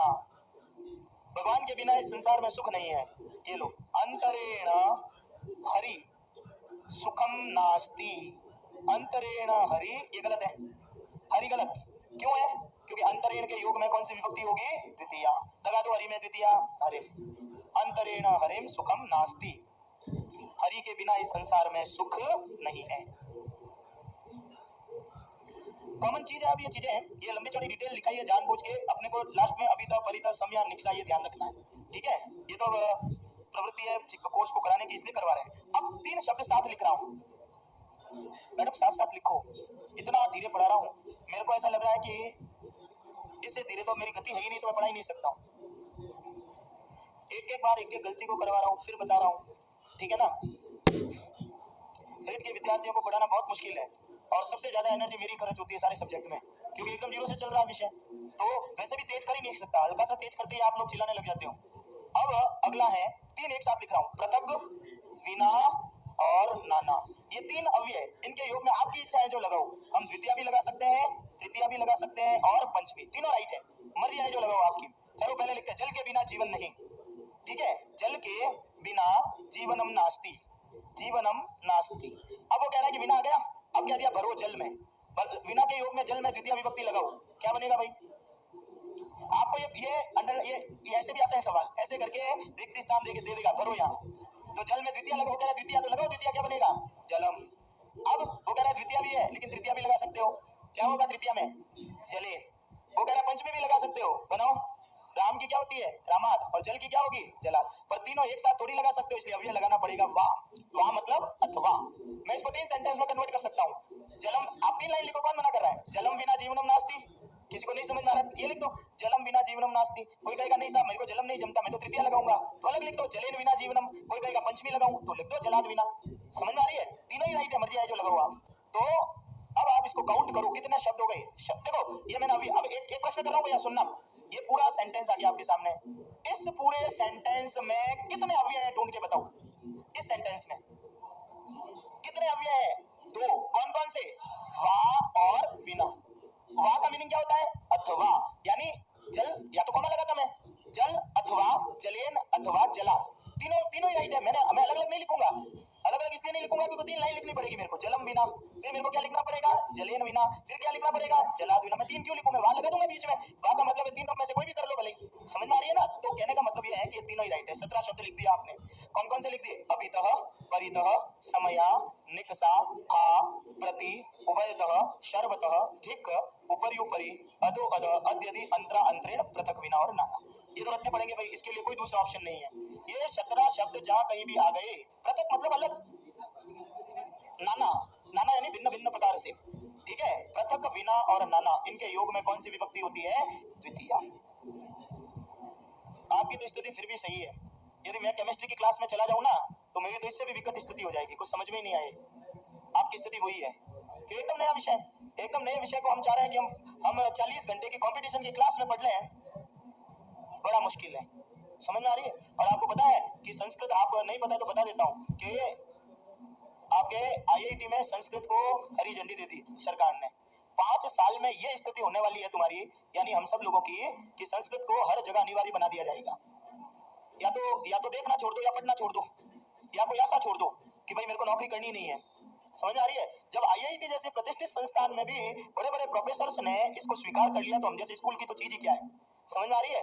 2019 की नई शिक्षा नीति, नाम सुना है ना तुमने? उसमें आपत्तियां ली गई है, ठीक है ना? और आपत्तियां क्या, सुझाव लिए गए, आपत्ति तो बात की बात है। और सुझाव में अभी आपके सामने खुल जाएंगे थोड़े समय के बाद में, और जब वो सुझाव आएंगे ना, तो आपको एक अप्रत्याशित सुझाव बता देता हूँ। वो कहेगा कि संस्कृत को पहली क्लास से अनिवार्य बनाओ। ये सुझाव आपको अभी थोड़े दिन के बाद में आपको सुनाई पड़ेंगे टीवी के माध्यम से। समझ में आ रही है? क्यों? वो नहीं कह रहा है कि विज्ञान को बनाओ, मैं नहीं पढ़ूंगा विज्ञान, मैं संस्कृत पढ़ूंगा, इसलिए पहली क्लास में विज्ञान तो मैं पढ़ूं चाहे नहीं पढ़ूं, लेकिन ये पढ़ना पड़ेगा। कारण ये, आप पता है आपके संस्कृत क्यों डाली है? आप क्या समझ रहे हो, ऐसे ही डाल दी क्या? ऐसे नहीं डाली है, सरकार की एक विशिष्ट नीति से चलती है। एक एक डर्फ अनुसंधान होता है, और डर्फ का अनुसंधान टीचर लोग डाइट के माध्यम से किसको भेजते हैं? एसआईआरटी को। एसआईआरटी भेजती है विषय विशेषज्ञों की कमेटी को। अभी डाइट में बता के आया हूँ। और विषय विशेषज्ञों की कमेटी है वो राज्य सरकार के पास भेजती है, और वहां से आईएएस की लॉबी इसका अनुमोदन करती है। आपके रीट का जो सिलेबस है और उसमें संस्कृत भाषा की अनिवार्यता को बड़े बृहद पैमाने पर स्वीकृति मिली है। क्यों? क्योंकि उनको लग रहा है कि हिंदी में छात्र यदि बहुत ज्यादा कमजोर हो रहा है, तो इसका महत्वपूर्ण कारण क्या है? संस्कृत विषय के प्रति अनभिज्ञता। समझ में आ रही है ना? तो धीरे धीरे ये चीजें हैं। अभी तक तो तुम्हारे जैसा चल रहा था ना, वैसे चल रहा था, लेकिन अब ये परिवर्तित होने वाला है थोड़े समय के बाद। पहले स्वीकार कर लो। अब आ जाइए कारक विभक्ति को।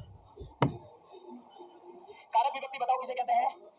क्रिया के योग में। जैसे अभी बोला ना, अभी तक मैं द्वितीय लगाओ, वैसे वो कहेगा ये धातु आ गई तो द्वितीय लगा दो। अब मेरे लिए विषय बहुत सरल था, क्योंकि मेरे को जितनी मेहनत करनी थी आगे मैंने कर ली। अब आप आराम से उत्तर दे पाओगे। चलिए सबसे पहले कारक विभक्ति लाइन लिख दो, चलो, ताकि यहाँ पर भी वो नहीं रहे कि आपने लिखा नहीं कुछ। लिख दीजिए, क्रिया के योग में होने वाली विभक्ति कारक विभक्ति। द्वितीय विभक्ति चल रही है मैडम, दिमाग को शार्प रखिए। द्वितीय विभक्ति को दो भाग में बांट दिया। पहला भाग कौन सा था? उपपद, जिसमें सिर्फ अव्यय लिखाई, और दूसरा क्या लिख रहे हो आप?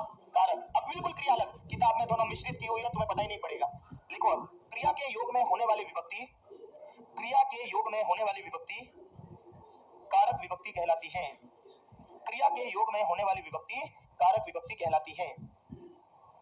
अब आप द्वितीय विभक्ति क्रियाओं के आधार पर पढ़ोगे। द्वितीय थोड़ी बड़ी है, बाकी तृतीय से शब्द में मेरे को सिर्फ 15 मिनट लगेंगे। समझ में आ गई? द्वितीय बड़ी है, इसलिए अपने को एक सवाल आना है, एक अशुद्धि का और एक कारक का, दो ही सवाल आने हैं इसमें से, इसलिए अपने को ध्यान द्वितीय विभक्ति के ऊपर ज्यादा देना है। चलिए सबसे पहले हेडिंग लगाएंगे कर्म की परिभाषा, क्योंकि कर्ता ने कर्म की कर्म। अब यहां से अपन कर्म की परिभाषा लिखते हैं, संस्कृत में लिखाऊंगा, और इसका सूत्र है कर्तुर ईप्सित तमम कर्म। कर्तुर ईप्सित तमम कर्म, ये कर्म की डेफिनेशन। व्याकरण का तो तुम्हारा अंतिम विषय है ये। कर्तुर ईप्सित तमम कर्म, कर्तुर ईप्सित, ये डेफिनेशन है। ये ऐसे चलते चलते कहेगा कर्तुर ईप्सित तमम डैश करो। अब देखते हैं क्या अर्थ आता है इसका। अलग करें एक बार, अलग ये है कर्तु प्लस ईप्सित तम। ईप्सित यानी चाहना, पढ़ाया हुआ है तम प्रत्यय तुमको, और जो सबसे अधिक जिसको चाहा जाता है वो क्या कहलाता है? कर्म। तो परिभाषा लिखो।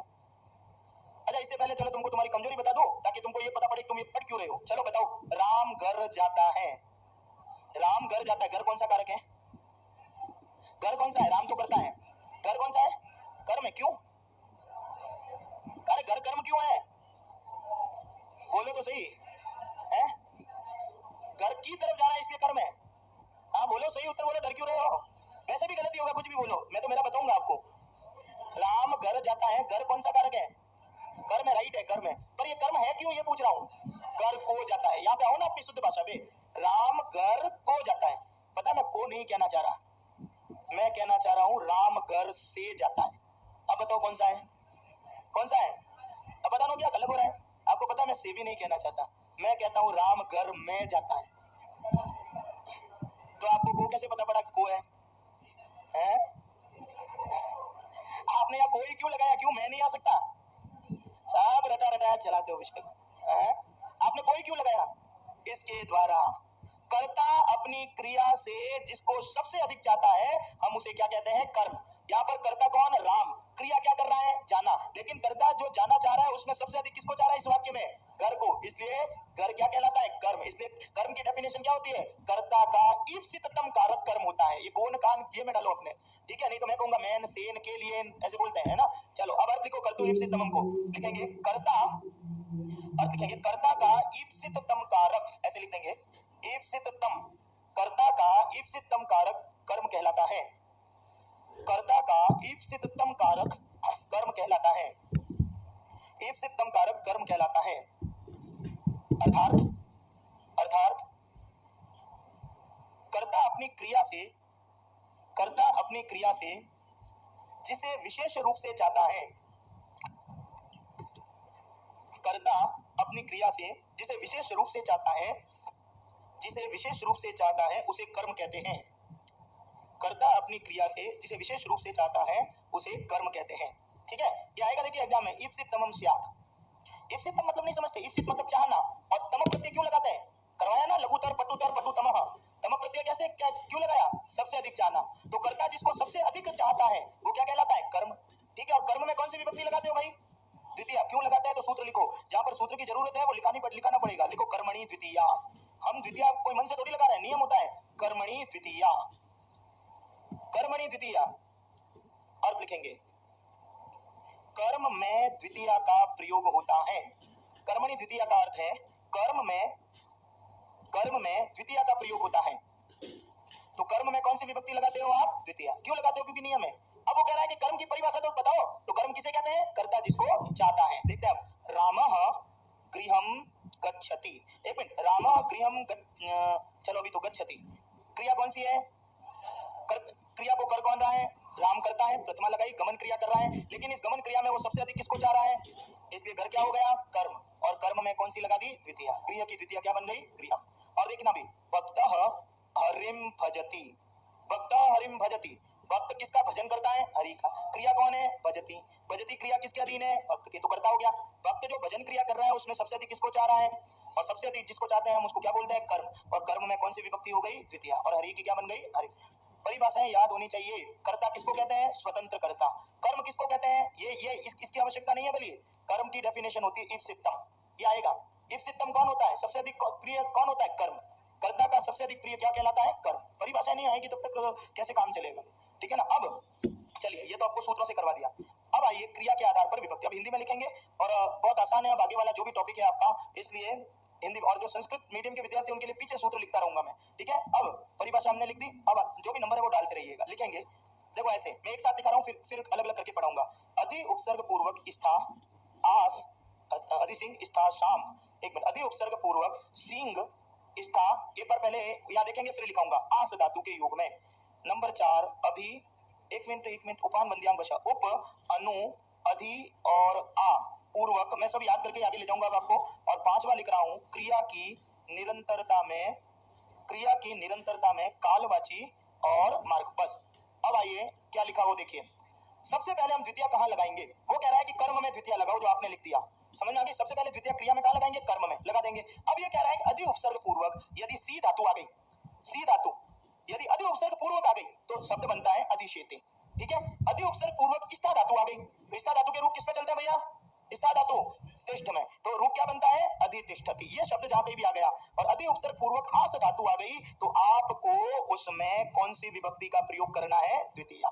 चलिए लिखेंगे हिंदी में। नंबर 3 लगाओ, हिंदी में लिखना है। पहले लिखो, अधि उपसर्ग पूर्वक सी ब्रैकेट में कर दो सोना।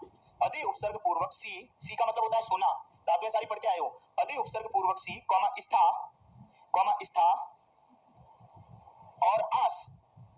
अधि उपसर्ग पूर्वक सी स्था और आस धातुओं के योग में उससे संबंधित शब्द में द्वितीया का प्रयोग होता है। उससे संबंधित शब्द में द्वितीया का प्रयोग होता है। एक बार वापस बोल रहा हूं, मिलाना उसको। अधि उपसर्ग पूर्वक सी स्था और आस धातुओं के योग में उससे संबंधित शब्द में द्वितीया का प्रयोग होता है। ठीक है भाई, चलिए अब बहुत आसान विषय है। अब एग्जाम के 4 तरीके के सवाल सब आपको बता रहा हूँ। संस्कृत मीडियम वाला जो भी विद्यार्थी सूत्र लिख रहे हैं इसका, अधिसिंह वैसे याद ही है आप लोगों को, तो अधिसिंह स्था शाम कर्म। ये देखो ये सूत्र है, लिखना चाहो तो ब्रैकेट में लिख दो।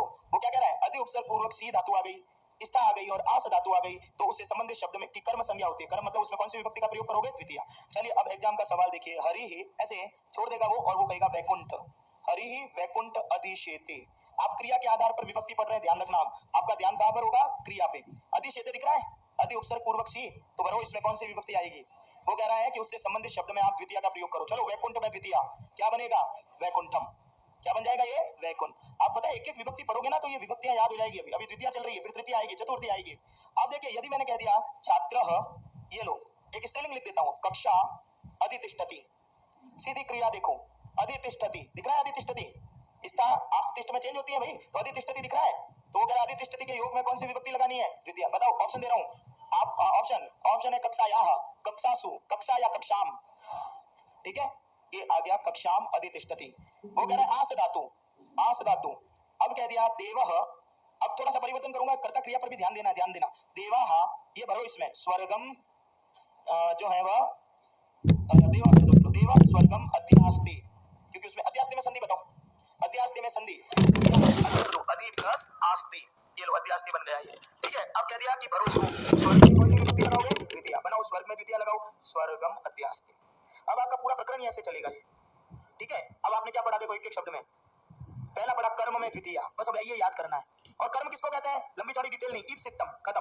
फिर दूसरा क्या पढ़ा? अति उपसर्ग पूर्वक सींग स्था और आस में द्वितीय। समझ में आ गई? अब आइए नंबर, जो भी नंबर आपका मेरे को ध्यान नहीं है, चौथा नंबर।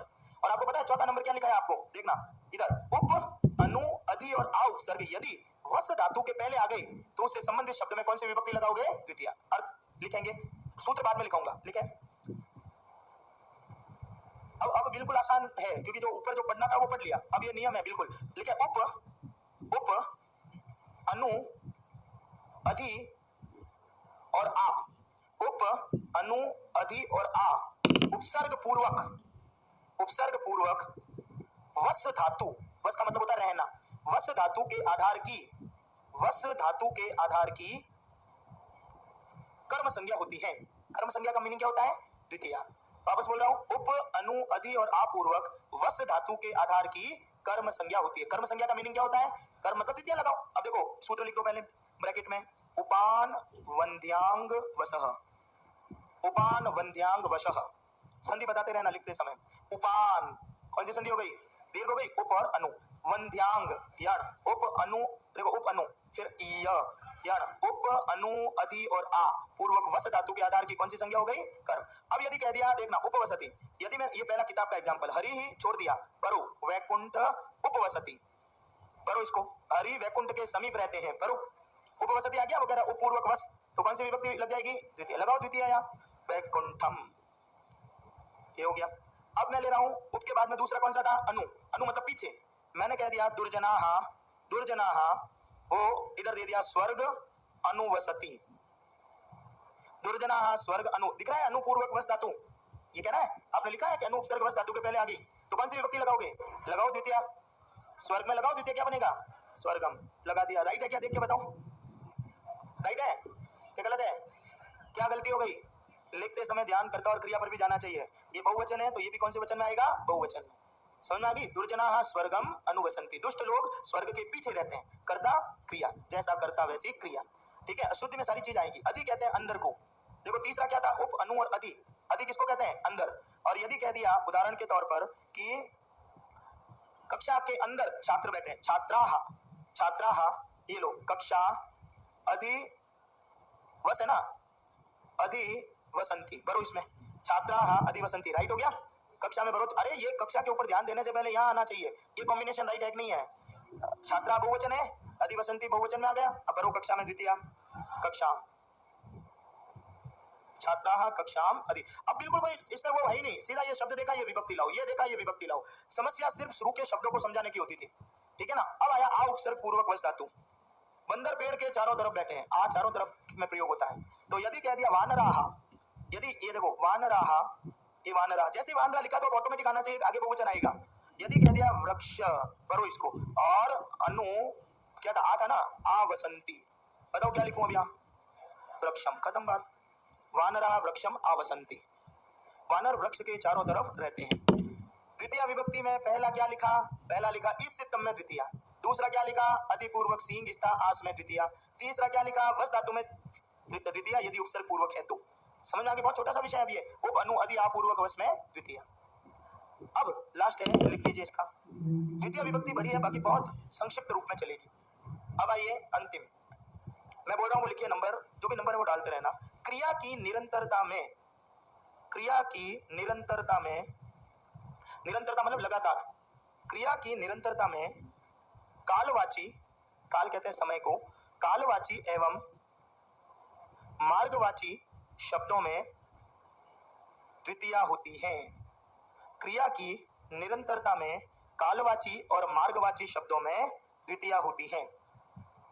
वो कह रहा है कि जब कोई क्रिया लगातार चलती है तो जो समय को बताने वाला शब्द होगा या मार्ग को बताने वाला शब्द होगा, उसमें कौन सी विभक्ति लग जाएगी? द्वितीय। मैं 1 महीने से संस्कृत के व्याकरण का कोर्स कर रहा हूं, तो क्रिया कैसी चल रही है? लगातार। 1 महीने से लगातार पढ़ रहा हूं, तो जब क्रिया निरंतर हो रही है तो समय बताने वाला शब्द होता है, उसमें हमेशा कौन सी विभक्ति लगती है? द्वितीय। देखिए ये आपके सामने लिख दिया मास, मास कहते हैं महीने को, पढ़ना है व्याकरणम अधीतवान। महीने, पहले इधर देखिएगा, अधीतवान में प्रत्यय बताओ। वान बराबर ऑप्शन 2 सानच या कतवतु? कतवतु। सानच में आन या मान रहता है, ये कतवतु प्रत्यय है।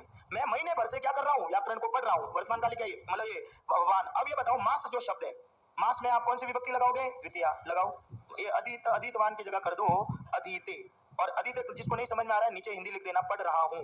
मास की जगह क्या हो जाएगा? मासम। मासम मासम में स के ऊपर बिंदी, मासम व्याकरणम अधीते। महीने भर से क्या कर रहा हूं? मैं व्याकरण को पढ़ रहा हूं।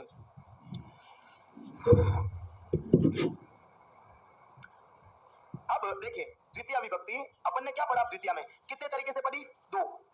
कौन कौन सी? कारक और उपपद। कारक में कितने शब्द पढ़े? आपके कोर्स में 5 ही है, मैंने कितने लिखाए हैं? 17। कोर्स में कितने हैं? 5। और कौन कौन से वो भी सुन लो। अभितः, आगे वाले 5, परितः, समय, निक्षा, हा और प्रति। समझ में आ गई? मैंने कितने लिखाए हैं? 17।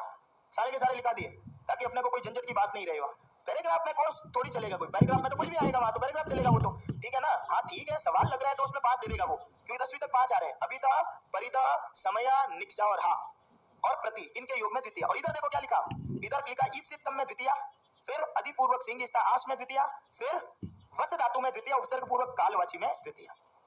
ठीक है भाई? अब ये बड़ी थी थोड़ी, अब आइए तृतीय विभक्ति। ब्रेक थोड़ी देर बाद में, मैं ना क्लास ही ले रहा हूँ, मैं 1 घंटे पहले छोड़ूंगा बाद में, ठीक है भैया? बीच में मैंने मना कर दिया आगे, ठीक है ना? 1 घंटे पहले अपन छोड़ देंगे आपको, जितने बजे का बोला उससे 1 घंटे पहले, ठीक है? तृतीय विभक्ति मैं ऑलरेडी पहले से वहाँ मेरे वो क्लास लेके आया हूँ। मैं तृतीय विभक्ति मेरी क्लास थी एक्चुअल में वहाँ पे, तो उसको मैं सुबह लेके आया हूँ डाइट में, ठीक है ना? तो मैंने ब्रेक अभी 15-20 मिनट बाद में है ना, क्योंकि अभी ये तृतीय विभक्ति बताओ, तृतीय को कितने 10-15 मिनट बाद ब्रेक देंगे भाई, ताकि आपकी एक प्रवृत्ति में आ जाएगी ये चीज। अब क्योंकि द्वितीय पढ़िए ना तो बहुत लंबी लगी आपको, और लंबी लगी और बोझिल हो गया विषय आपके लिए वो।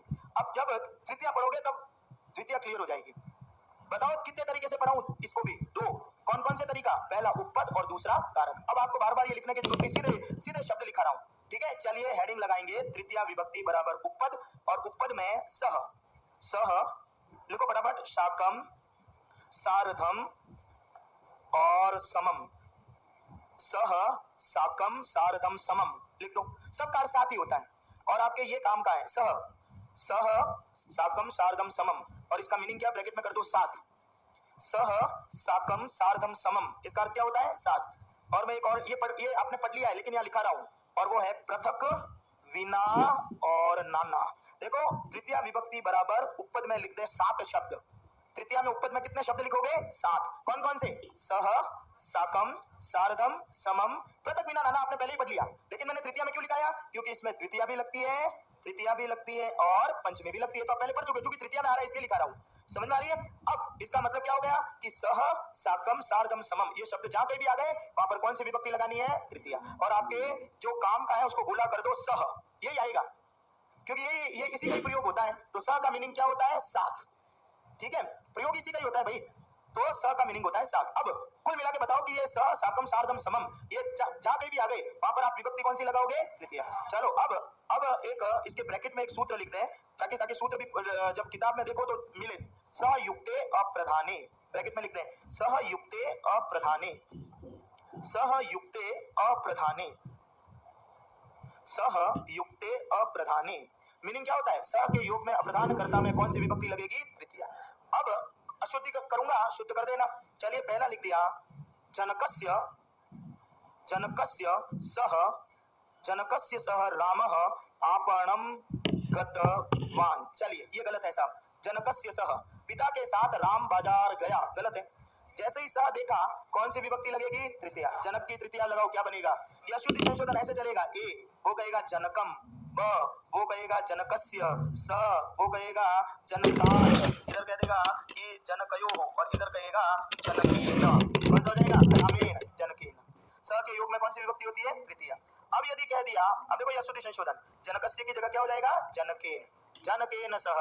अब और यदि कह दिया कि बालकः, बालक स्वशिक्षकात् सह, बालकः स्वशिक्षकात् सह आपणस्य प्रति गच्छति। गलत, दो गलती है, दोनों गलती देखते हैं। स्वशिक्षकात् और आपणस्य दोनों गलत है।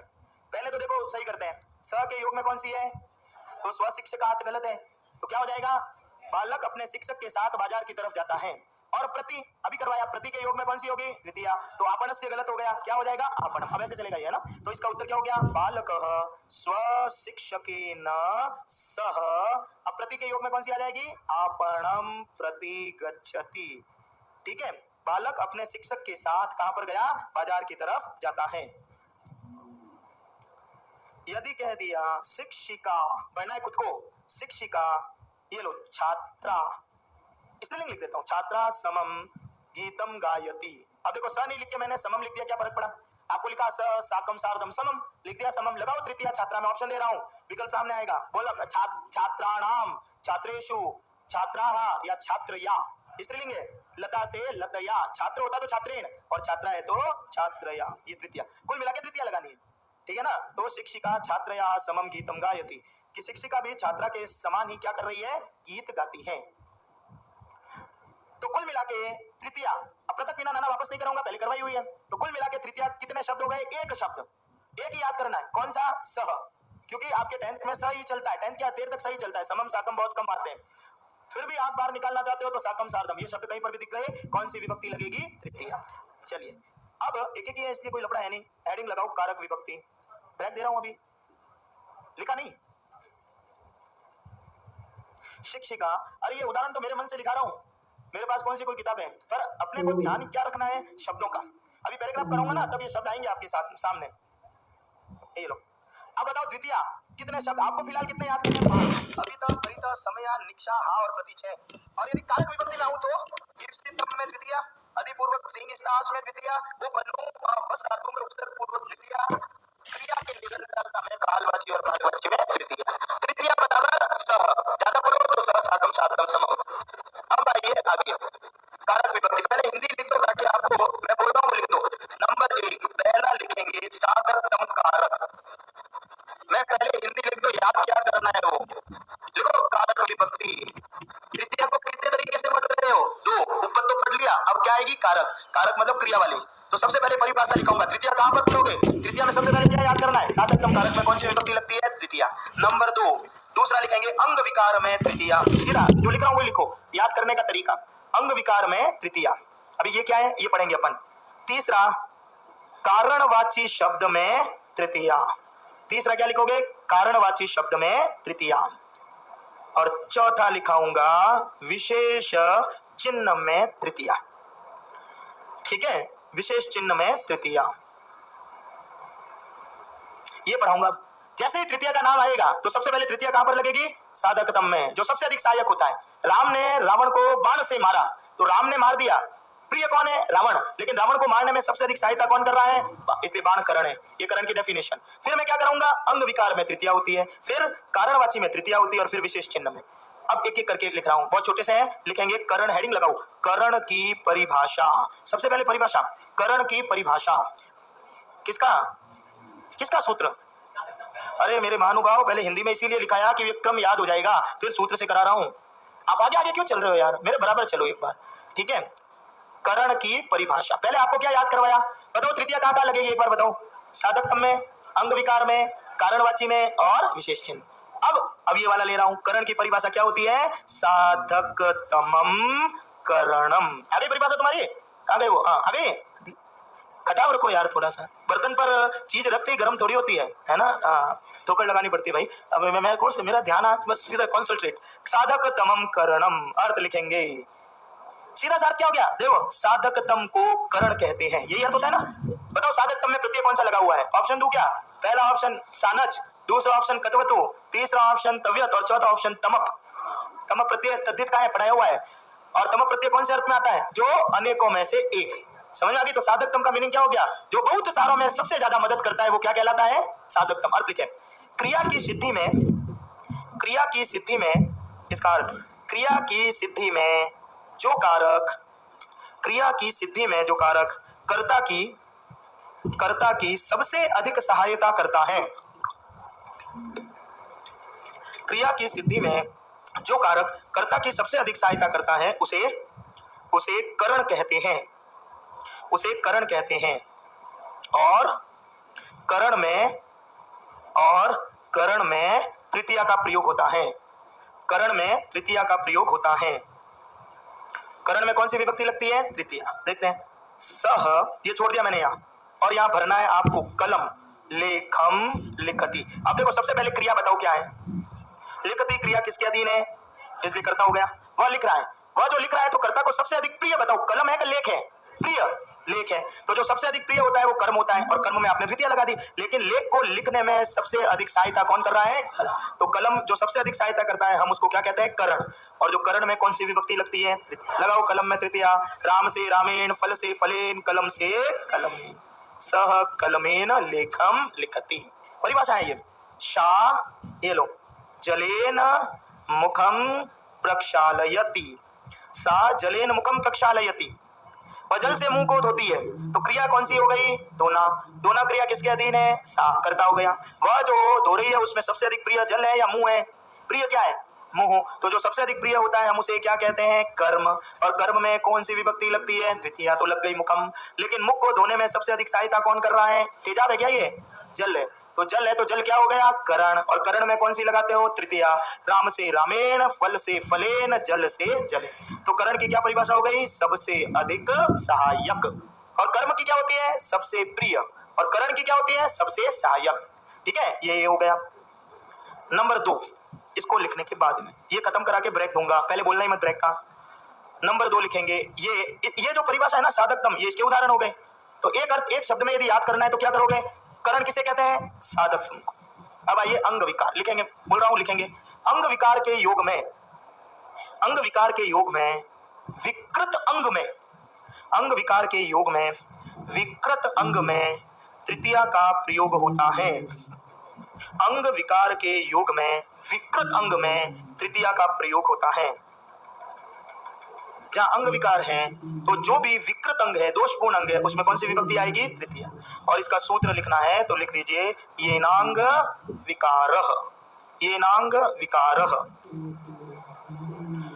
येन अंग विकार, जिस अंग में विकार होता है उस अंग में कौन सी विभक्ति लगेगी? तृतीय। आंख से कम दिखाई देना दोष है, आंख से ज्यादा देखना भी क्या होता है? दोष है। जितनी आंख है उतना ही देखो, कहने का मतलब ये है ना, संतुलनता। चलिए, अब मैंने कहा आंख से, पहली बात तो जो अंधा होता है ना वो विकार कभी नहीं होता। विकार कब होता है? कि जब कोई चीज है और उपयोग में नहीं ली जा रही है, तो वो क्या कहलाता है? विकार। अब मैंने कह दिया वो नेत्र से अंधा है, अंधः। अब मैंने कहा नेत्र, तो नेत्र अंधापन रूपी विकार कहां पर है? आंख में। तो क्या बन गया? नेत्रेण अंधः। और कान से बहरा है, बधिरः, तो बहरापन रूपी विकार किस में आ रहा है? कान में। कर्णेन बधिरः, कान से बहरा।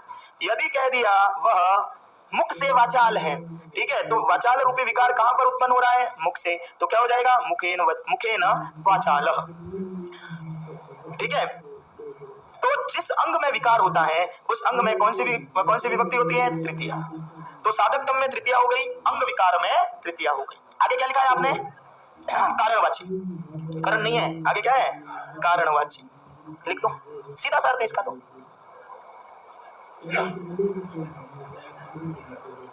अर्थ है कारणवाची शब्द में, मैं तो कर रहा हूं, इनके तो सांसें हाँप रही है, मैं तो 2 मिनट में कर रहा हूं। कारणवाची शब्द में तृतीया का प्रयोग होता है। देखो कितना ख्याल रखते हैं तुम्हारे सर, इतनी देर हो गए विद्यार्थी बैठे हैं, 5 मिनट तो ब्रेक करो। कहने के लिए आए हैं, है ना, ये बहुत ध्यान रखते हैं आप लोगों का, है ना। तो अर्थ लिखे, निर्मल जी भी कितना ध्यान रख रहे थे कल, है ना, उत्कर्ष एक परिवार है ना, कितनी बढ़िया बढ़िया हिदायतें दी है। पालन करते हो नहीं करते हो? हैं? कर लिया? अच्छा, चलो कोई नहीं।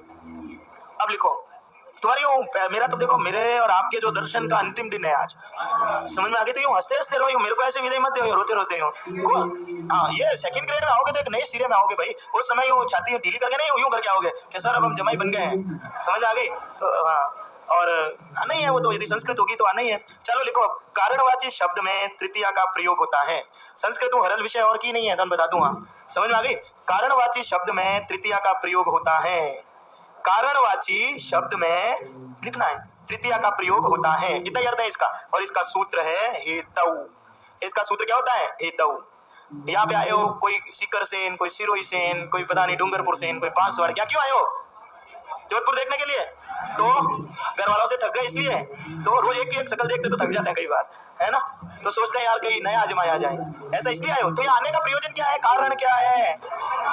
पढ़ना, अध्ययन। तो अध्ययन है तो लगाओ तृतीया विभक्ति, अध्ययन अत्र वसति, वो अध्ययन के लिए यहाँ रहता है। तो यहाँ रहने का कारण बताओ क्या है? यहाँ पर अध्ययन है तो अध्ययन में तृतीया लगाओ, क्या होगा? अध्ययन के शब्द रूप ढूंढने जाओगे? नहीं, राम से रामेण, अध्ययन से अध्ययन अत्र वसति, वो अध्ययन के लिए यहाँ रहता है। ठीक है, विद्या से यश बढ़ता है।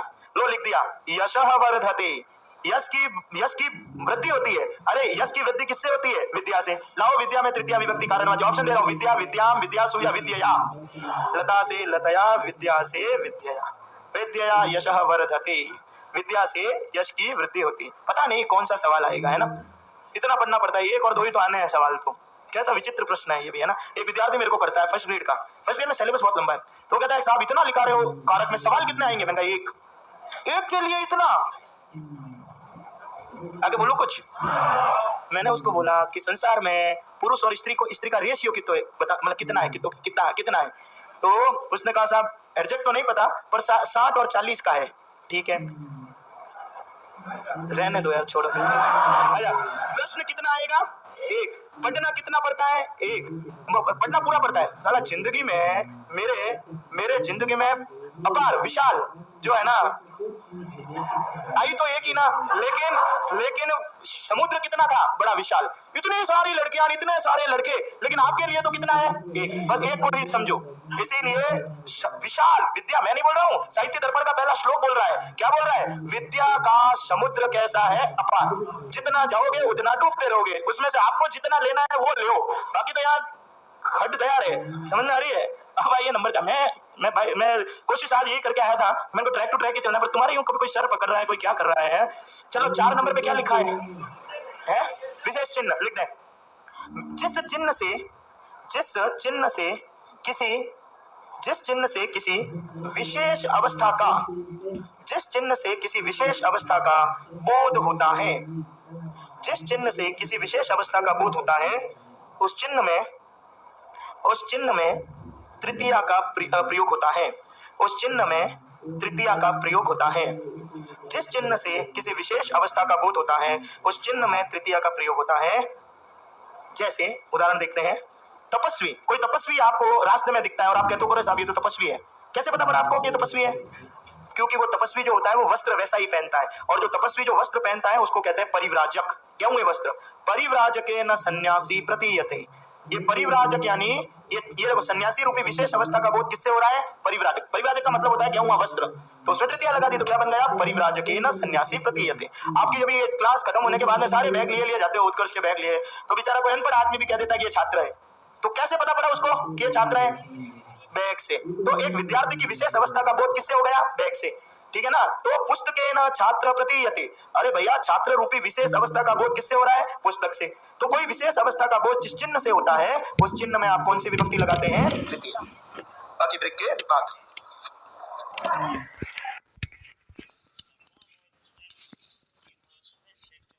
कुछ क्वेश्चन